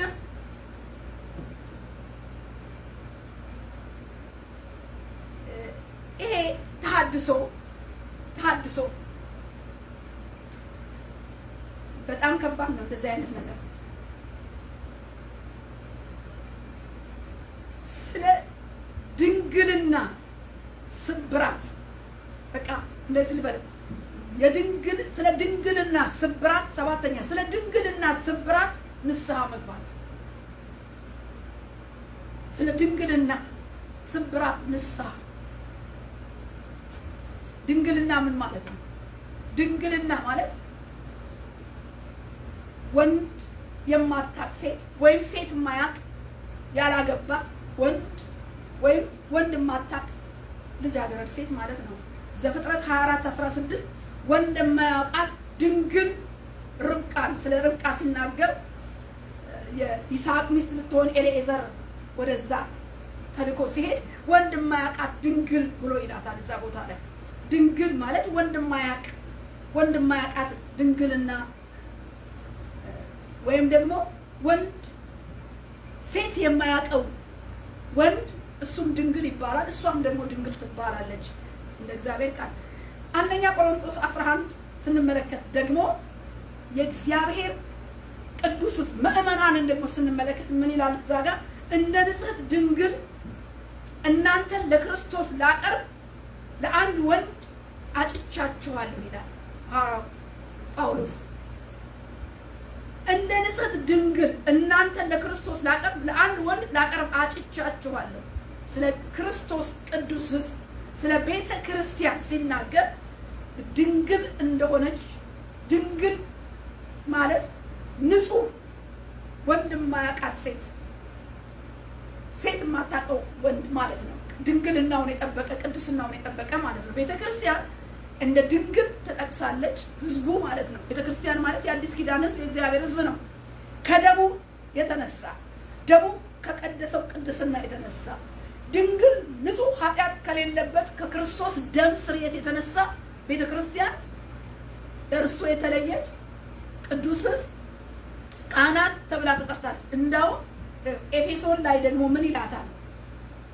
ኤፌሶንም ላይ ቅድስትና ነውር የሌለባት ትሆን ዘንድ ክብርት የሆነች ቤተ ክርስቲያን ይላታል። ክብርት ይላታል፣ ቅድስት ይላታል፣ ድንግል ይላታል። ቤተ ክርስቲያን ማለት የአዲስ ኪዳኗን በበጉ ደም የነጻቸዋል ማለት ነው። በራእይ ላይ ስንመለከት ደግሞ የበጉ ሙሽራይቱ ትባላለች። የበጉ ሙሽራ ክብርት ቅድስት ተብላ ተጠርታለች እንዳልኳችሁ በኤፌሶን ላይ። ድንግል ብሎ ደግሞ የድንግልና የንጽህና ነገር እንዳላት ማለት ቤተ ክርስቲያን ህዝቡን ድንግልና ይላል። እና ድንግልና ማለት እንግዲህ እንደ እግዚአብሔር ቃል ምንድን ነው? ቅድስናን ይመለከታል። የቤተ ክርስቲያን ቅድስና ድንግልና ከማን ነው ምንጩ? ከቅዱሱ አምላክ ከእግዚአብሔር ቃልና ከተወለደችበት ዘርና ከነጻችበት ከደሙ ቃል ኪዳን የተነሳ ቅድስት፣ ሙሽሪት፣ ክብርት እያለ ይጠራታል ማለት ነው። ስለዚህ የድንግልና ስብራት እምላችሁ የቅድስና ስብራት በቤተ ክርስቲያን ላይ አደጋ ጥሏል። ለምሳሌ ዘፍጥረት 34 ስንመለከት ዘፍጥረት 34 ላይ የማንን ስብራት? የድንግል ስብራት እንመለከታለን።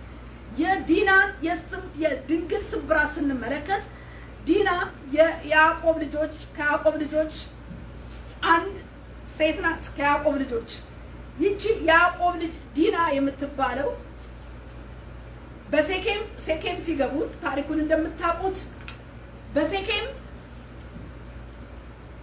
የኤዊያዊው የኤሞር ልጅ ሴኬም አገሪቷ ነች።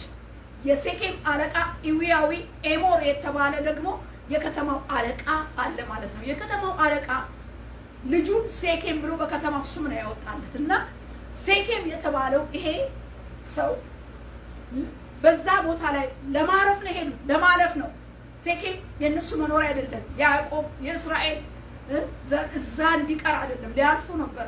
ግን ከከተማይቱ ወጣ። ከተማይቱን ለማየት ስትወጣ ያዕቆብ ልጅ ዲና በሴኬም የተባለው የአለቃው ልጅ አይቶ ድንኳኑ አስገብቶ ድንግልናዋን አስነወረ፣ ደፈራት ይላል፣ አስነወራት ይላል።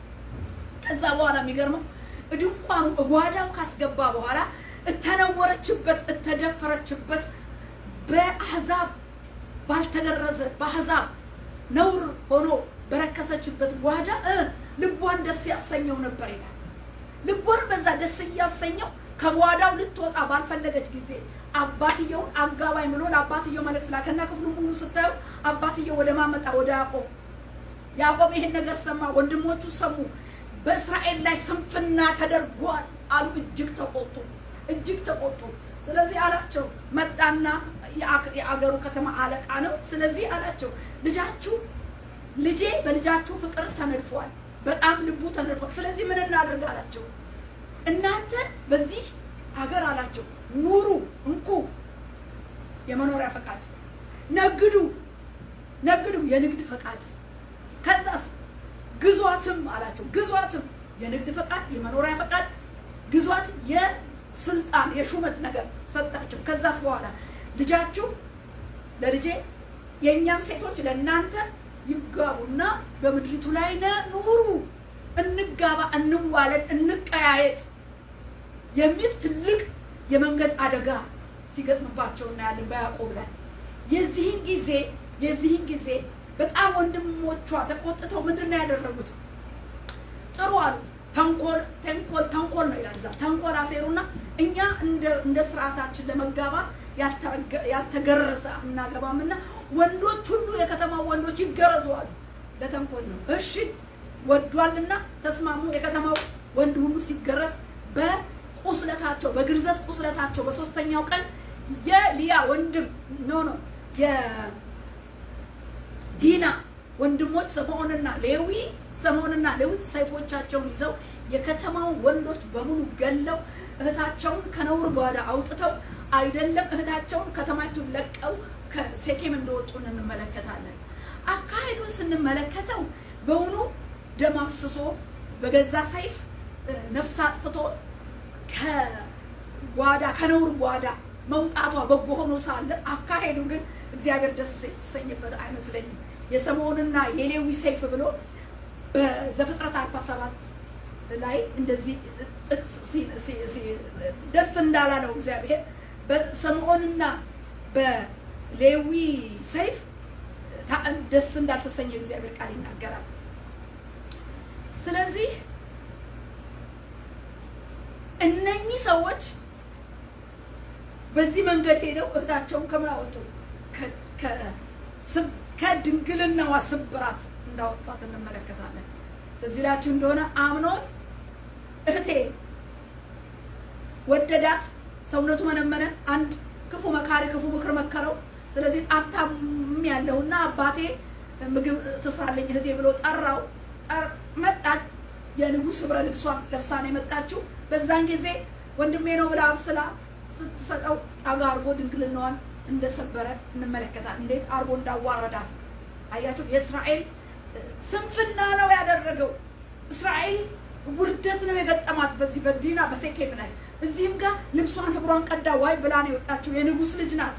የተደፈረችው ደግሞ በማን ነው? በንጉሥ ልጅ ነው።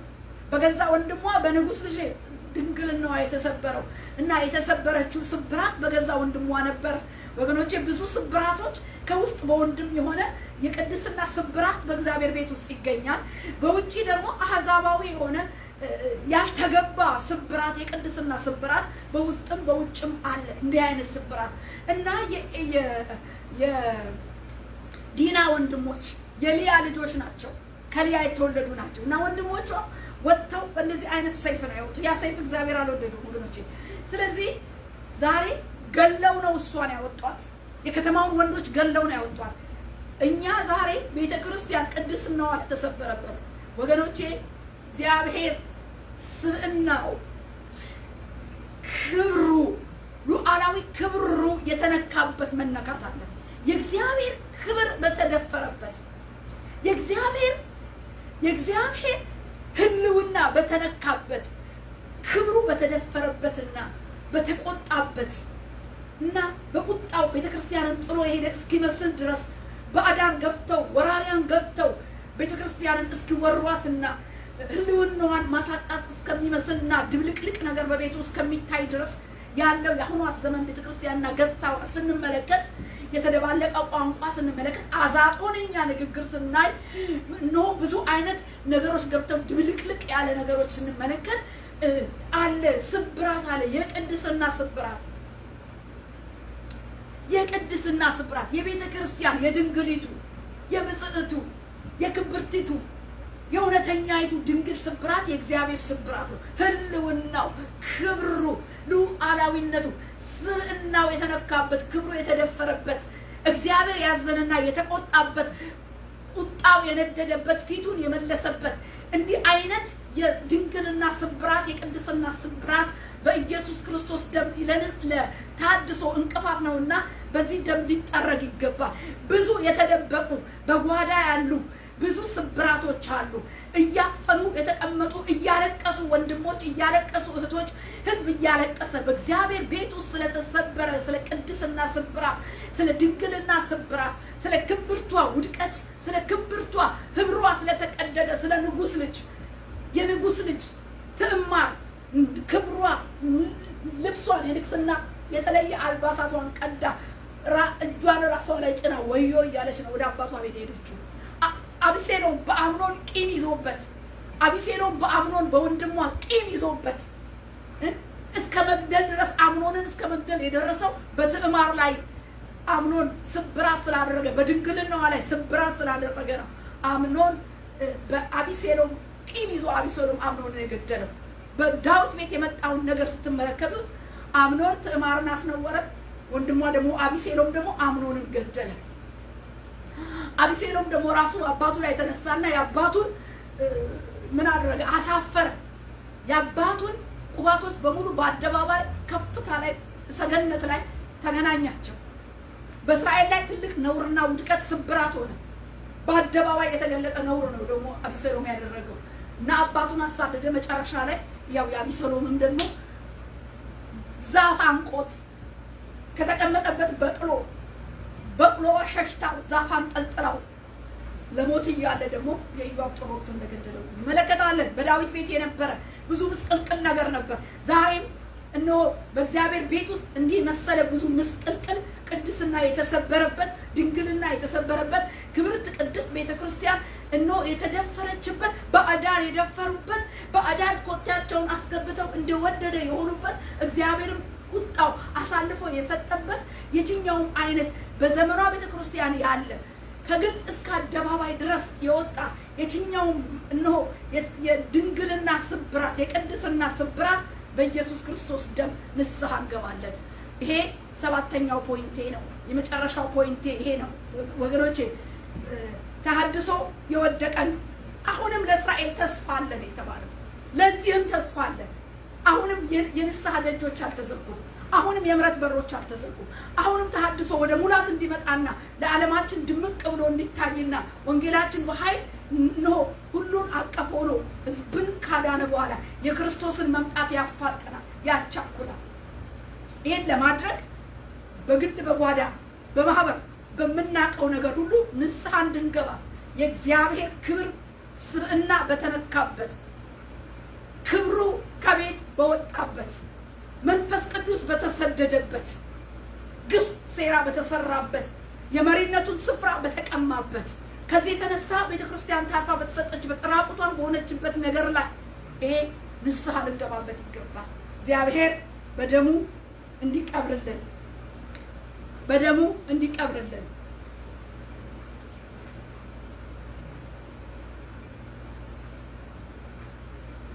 ተሐድሶ ዛሬም ያስፈልጋል። የእግዚአብሔር ምሕረት የወደቀውን ከጽድቅ የራቀውን የረከሰውን የሞተውን የተቀበረውን ከመቃብር የሚያወጣ ነው። ይሄ ተሐድሶ ማለት ደግሞ ከመቃብር ያወጣል፣ የሞተውን ያስነሳል፣ የረከሰውን ይቀድሳል፣ የሳተውን ይመልሳል። በዚህ በተሐድሶ ዘመን እንቅፋቶችን ስናስወግድ ይሄ እንቅፋት አብሮ የሚወገድ ነው። አብሮ የምንጠርገውና የምንቀብረው ነው። ሊመጣ ላለው ክብርና አሁን እየተንቀሳቀሰ ላለው ጥቂት ለምናየው ነገር ሙላት ይሆናል፣ በር መክፈቻ ቁልፍ ይሆናል። ይሄን ነገር ስናስወግደው ማለት ነው።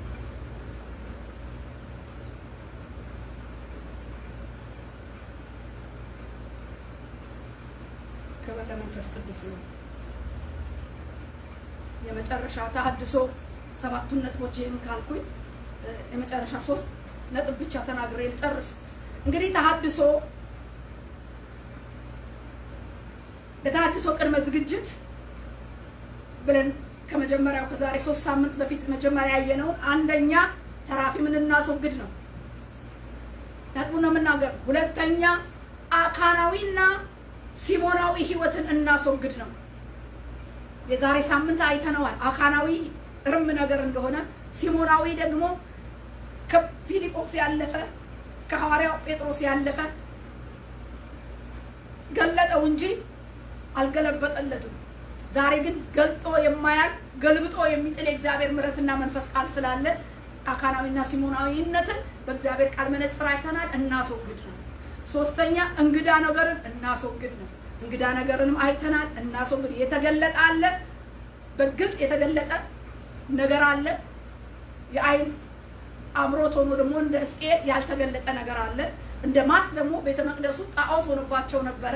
እንደ ማስ የሆነው በማህበር ያለው በግል ያለው በቤተሰብ ያለው እናስወግደው። በእግዚአብሔር ፊት ጊዜ ወስደን እጃችንን እናንሳ፣ እየጠረግን ጌታን እንጠብቀው ነው። አምስተኛ ከማጉረምረም በመጠበቅ ለተሐድሶ እንዘጋጅ ነው። ያጉረመረሙ ምድረ በዳ ቀርተዋል።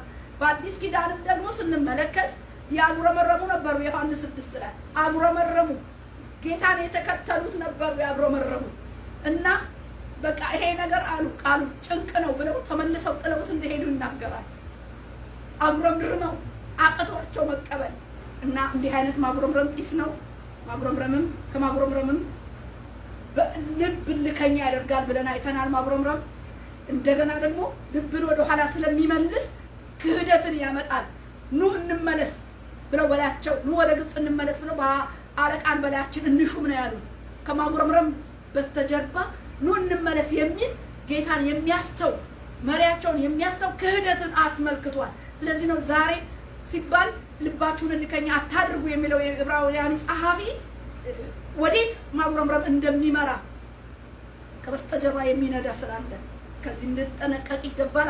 ስድስተኛ ከተደባለቀ ህይወት መጠበቅ፣ የተደባለቀውን ነገር በንስሐ በማስወገድ የንስሐ የተሐድሶ ጅማሬ ወደ ሙላት እንዲሄድልን ቅድመ ዝግጅት እንድናረግ አሁን የተባለው የተደባለቀ ቤተክርስቲያን በዚህ ዘመን ተደባልቃ ያለችበት ያለንበት በስጋ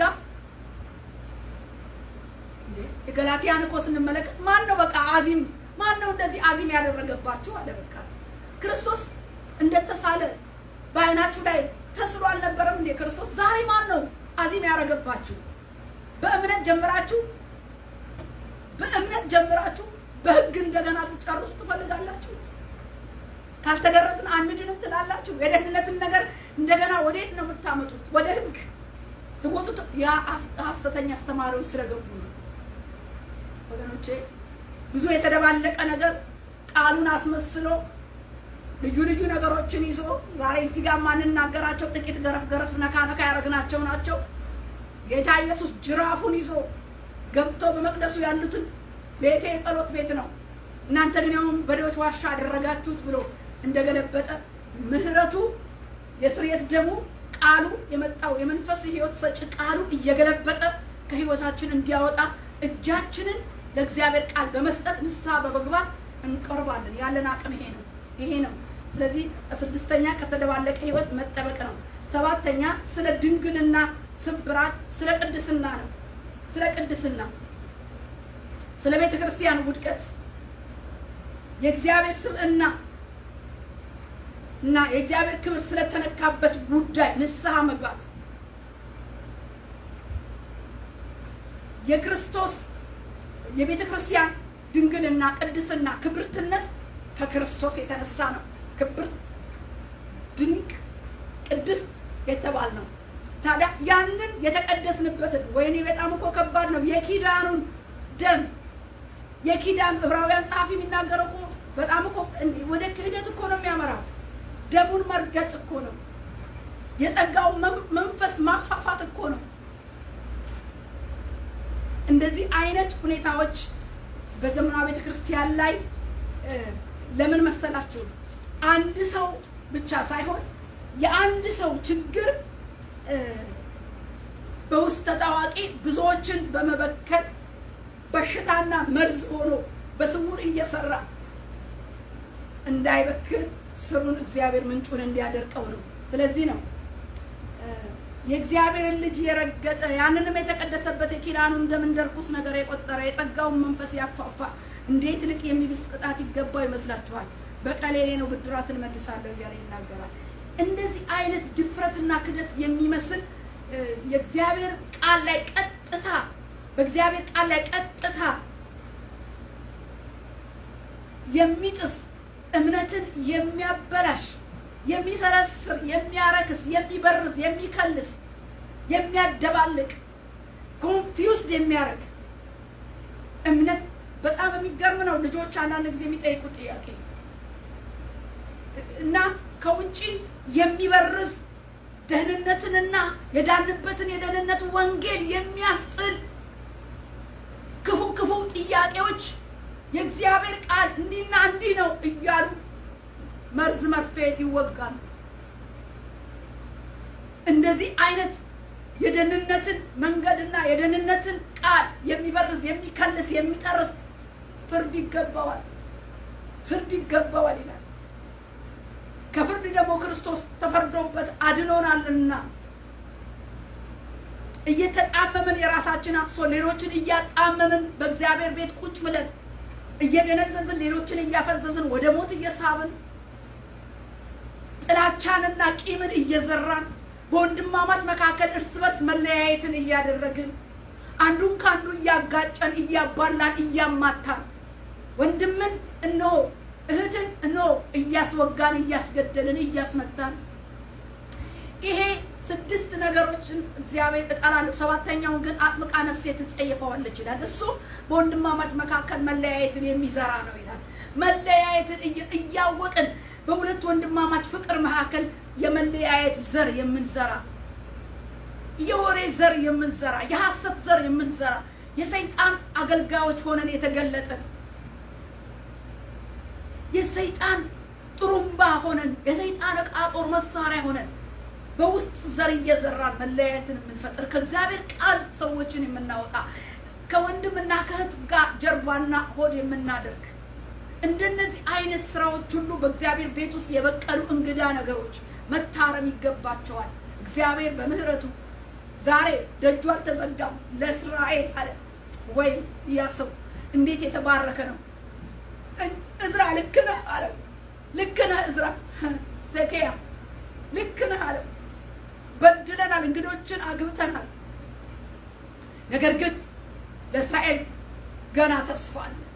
ተነሳ አድርገው፣ በድለናል፣ እንግዶችን አግብተናል። ነገር ግን ለእስራኤል ገና ተስፋ አለ። ተነሳ አድርገው፣ አብረነን አለ። ከዛ በኋላ በቃ ተነሱ፣ አስወጡ። በመካከል በስራ ነው የተገለጡት። ያገቧቸውን በመፍታት የወለዷቸውን አብረው በመስደድ በተግባር ተገለጡ። በእውነት መታደስ ሆነ። መቅደሱም ተሰርቷል።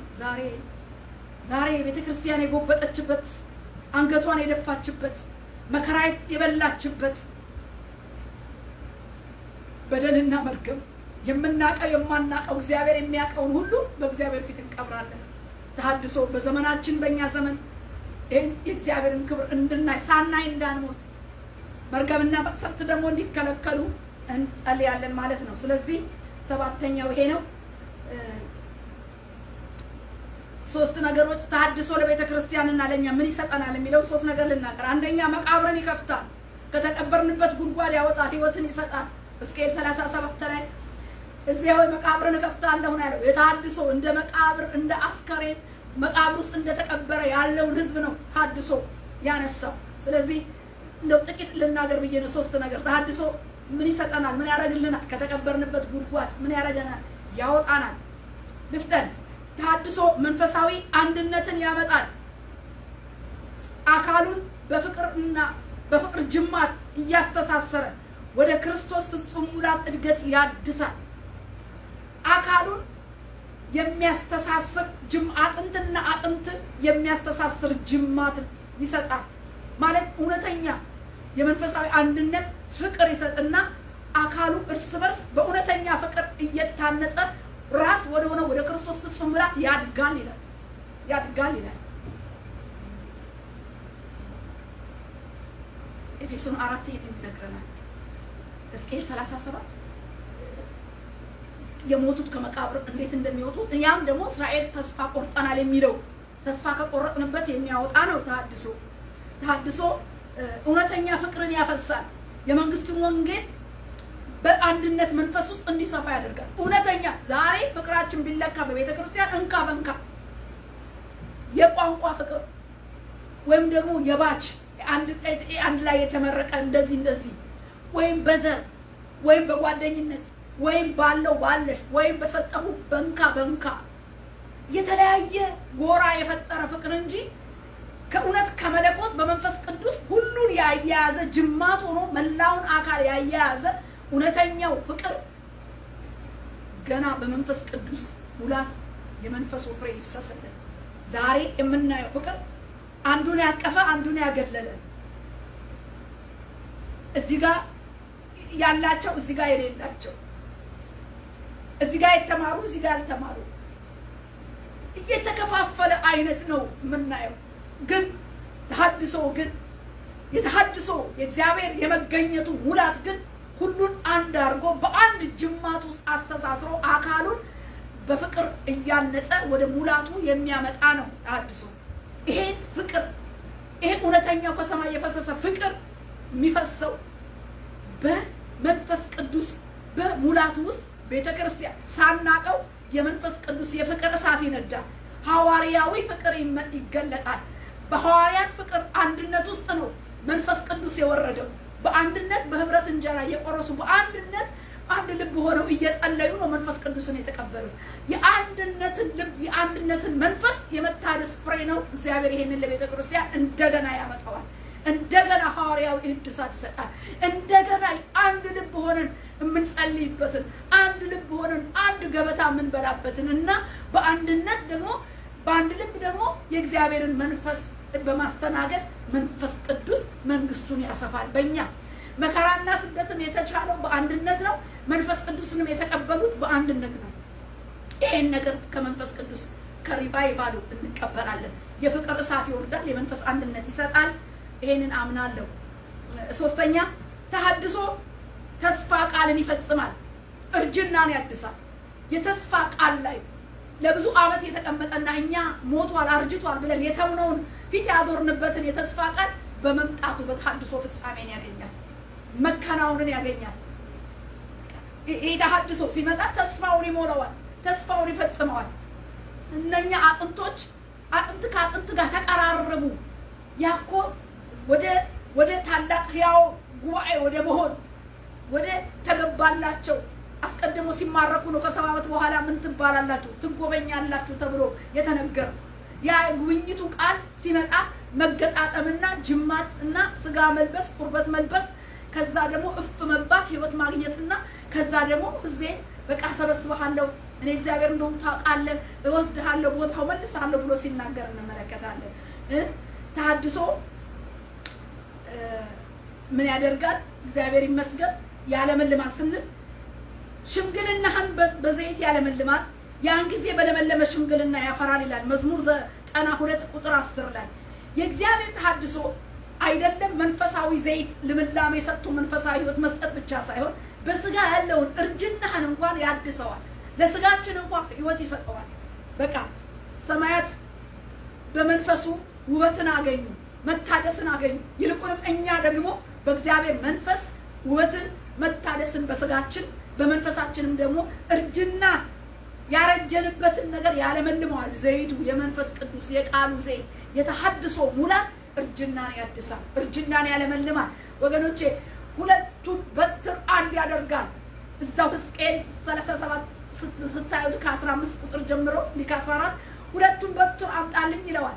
ሁለቱም በትር አጋጥም ይለዋል። ምን ማለት ነው? ሁለት በትር ሰሜን እስራኤልና ደቡብ እስራኤል የተከፈሉትን በሰለሞን ኃጢአት ምክንያት ካሞሽን እያመለከ በዛ ምክንያት የተበተኑትንና ለሁለት የተከፈሉትን ህዝብ ምን አረጋ?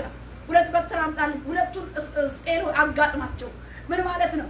እንደዚህ እንደ ሁለቱ በትር እስራኤልን አንድ አደርጋቸዋለሁ በላያቸው ላይ አንድ ንጉሥ እሾማለሁ ይላል። ይሄ የህዝብን ሉዓላዊ አንድነት የተፈረካከሰበትን በቋንቋ በዘር በጎሳ ሰው የተለያየበትን ወደ አንድነት ያመጣል። መንፈስ ቅዱስ ሁለቱን አንድ አርጎ ያጣብቃል። የመንፈስ ቅዱስ ሙላት ወደ ተሐድሶ ሲመጣ የተለያየ ቤተሰብ፣ የተለያየ ሀገር፣ የተለያየ ቋንቋ፣ የተለያየ ነገር ሁሉ ምን ይመጣል? በቃ ሁለቱን አንድ አርጎ። እውነትም እስራኤል ከዛ በኋላ ምን የላትም። እስራኤል ምን የላትም። ደቡብና ሰሜን አትባልም። ታደሰች፣ አዲስ መንግስት ሆነች። አዲስ መንግስት ሆነች። አንድ አረጋት እግዚአብሔር። ተሐድሶ አንድ ያደርጋል። ሁለት የሆነውን አንድ ያደርጋል። ተሐድሶ እግዚአብሔር ይመስገን ጥቅሙ ይሄን ነው። ስለዚህ የተሐድሶ እግዚአብሔር መንፈስ ቅባት ምን ያደርጋል? ስጋንም መንፈስንም ያድሳል። ሁለንተናዊ መጎብኘትና ዓለምን በወንጌል የሚደርስ የወንጌል ሪቫይቫልን ያመጣል። ይሄ ውጤቱ ምንድነው ብለን ስንል ውጤቱ የክርስቶስን ዳግመኛ መጣት ያፋጽነዋል ማለት ነው። ስለዚህ ጌታ እንዲመጣ ተሐድሶ ስፍራ ቦታ አግኝቶ ጽድት ብሎ የእግዚአብሔር መንፈስ በኃይል ጉብኝታችን እንዲመጣ የጉብኝቱ መምጣት ደግሞ እኛን አጽልቶ እኛ ለዓለም ተገልጠን የዓለሙን ሕዝብ እግዚአብሔር ወደ ራሱ አምጥቶ ለንስሐ ሰው ሁሉ ንስሐ እንዲገባ ጌታ ከመምጣት የዘገየበትን መምጣት ያፋጥነዋል። አንድ ሁለት እንዲህ አይነት ዝግጅት እያደረግን ስንጠብቀው ደግሞ በመምጣቱ ጊዜ መነጠቅ ይሆንልናል። ተጠቃሚዎቹ እኛ ነን። ይሄን በማድረግ እግዚአብሔር ይርዳን። ወደ ንስሐችን እንገባለን። እንግዲህ ቀጣይ ያለን ጌታ ቢፈቅድና ብንኖር ከነገ ከሐሙስ ጀምሮ ለ7 ቀን ይሄንኑ የሶስቱን ቅድመ ተሐድሶ ዝግጅት የሶስቱን ክፍል እግዚአብሔር የገለጠውን ቃል ይዘን ወደ ጸሎት ደግሞ እስካሁንም በጸሎት ነን። አሁን ከህዝብ ጋር የጋራ ሆነን የምትሰሙን በዚህ ጸሎት በዚህ አገልግሎት ውስጥ ሼር የምታደርጉን ይሄን ሐሳብ ሁላችሁም በየቤታችሁ ሁላችሁም በየቤተ ክርስቲያናችሁ ሼር እያደረጋችሁ ሐሳቡን በእግዚአብሔር ፊት ራሳችሁን አዘጋጁ፣ ቤተሰባችሁን አዘጋጁ፣ ቤተ ክርስቲያናችሁን አዘጋጁ፣ ምድራችሁን አዘጋጁ። በደሙ በእግዚአብሔር ፊት ንስሐ ግቡ፣ ተዘጋጁ። ከነገ ጀምሮ ለ7 ቀን በእውነት በያላችሁበት ይሄን የጾም ጸሎት እንድትካፈሉ ንስሐ እንድንገባ ራሳችንን እንድናጸዳ አደራ እላለሁ። ሌላው በእስራኤልና በኢራን መካከል ስለተጀመረው ስለዚህ አስከፊ ሆኖ ስጋታችን የሶስተኛውን ዓለም ጦርነት ይቀሰቅሳል የሚል ስጋት የሁሉም ስጋትና ፍርሃት ነውና በዚህ ነገር የክርስቶስን ደም ይዘን ጣልቃ እንገባለን። እንደ ሽማግሌ እንደ እግዚአብሔር እንደ ራሴ ወኪልነታችን ለግራም ለቀኝም ሳንል በሁለቱ መካከል መካከለኛውን ክርስቶስን ደሙን ይዘን እንደሚሰማ እንደሚደመጥ ስልጣን በእጃችን እንዳለ ስለዚህ ጦርነት የክርስቶስን ደም ይዘን ንስሐ እየገባን እንከለክላለን። በዚህ እርቅ እንዲሆን መልካም ነገር እንዲሆን የተነሳሳው ጦርነት ጸጥ ዝም ረጭ ጸጥ እንዲልልን በእግዚአብሔር ፊት ንስሐ እየገባን ስለፈሰሰው ደም የምንጸልይበት ጊዜ ይሆናል። ስለነኚህ 3 ሳምንት ስለተሰበኩት እነኚህ ጥቂት 7 ፖይንቶች ናቸው እንጂ ብዙ ያልተገለጠ አለ። ጠቅላላ ሁለንተናዊ ንስሐ እየገባ ወደዚህ ሁለንተናን ወደሚባርክ ወደ ተሐድሶ በር እድል እግዚአብሔር እንዳያልፈን በእግዚአብሔር ፊት ንስሐ እንገባለን። እንግዲህ ወገኖች በየቤታችሁ በያላችሁበት እንደሚመቻችሁ ጸልዩ። እኛም በዚህ እንጸልያለን። ጌታ ይርዳን። ተባረኩ። ጨርሻለሁ።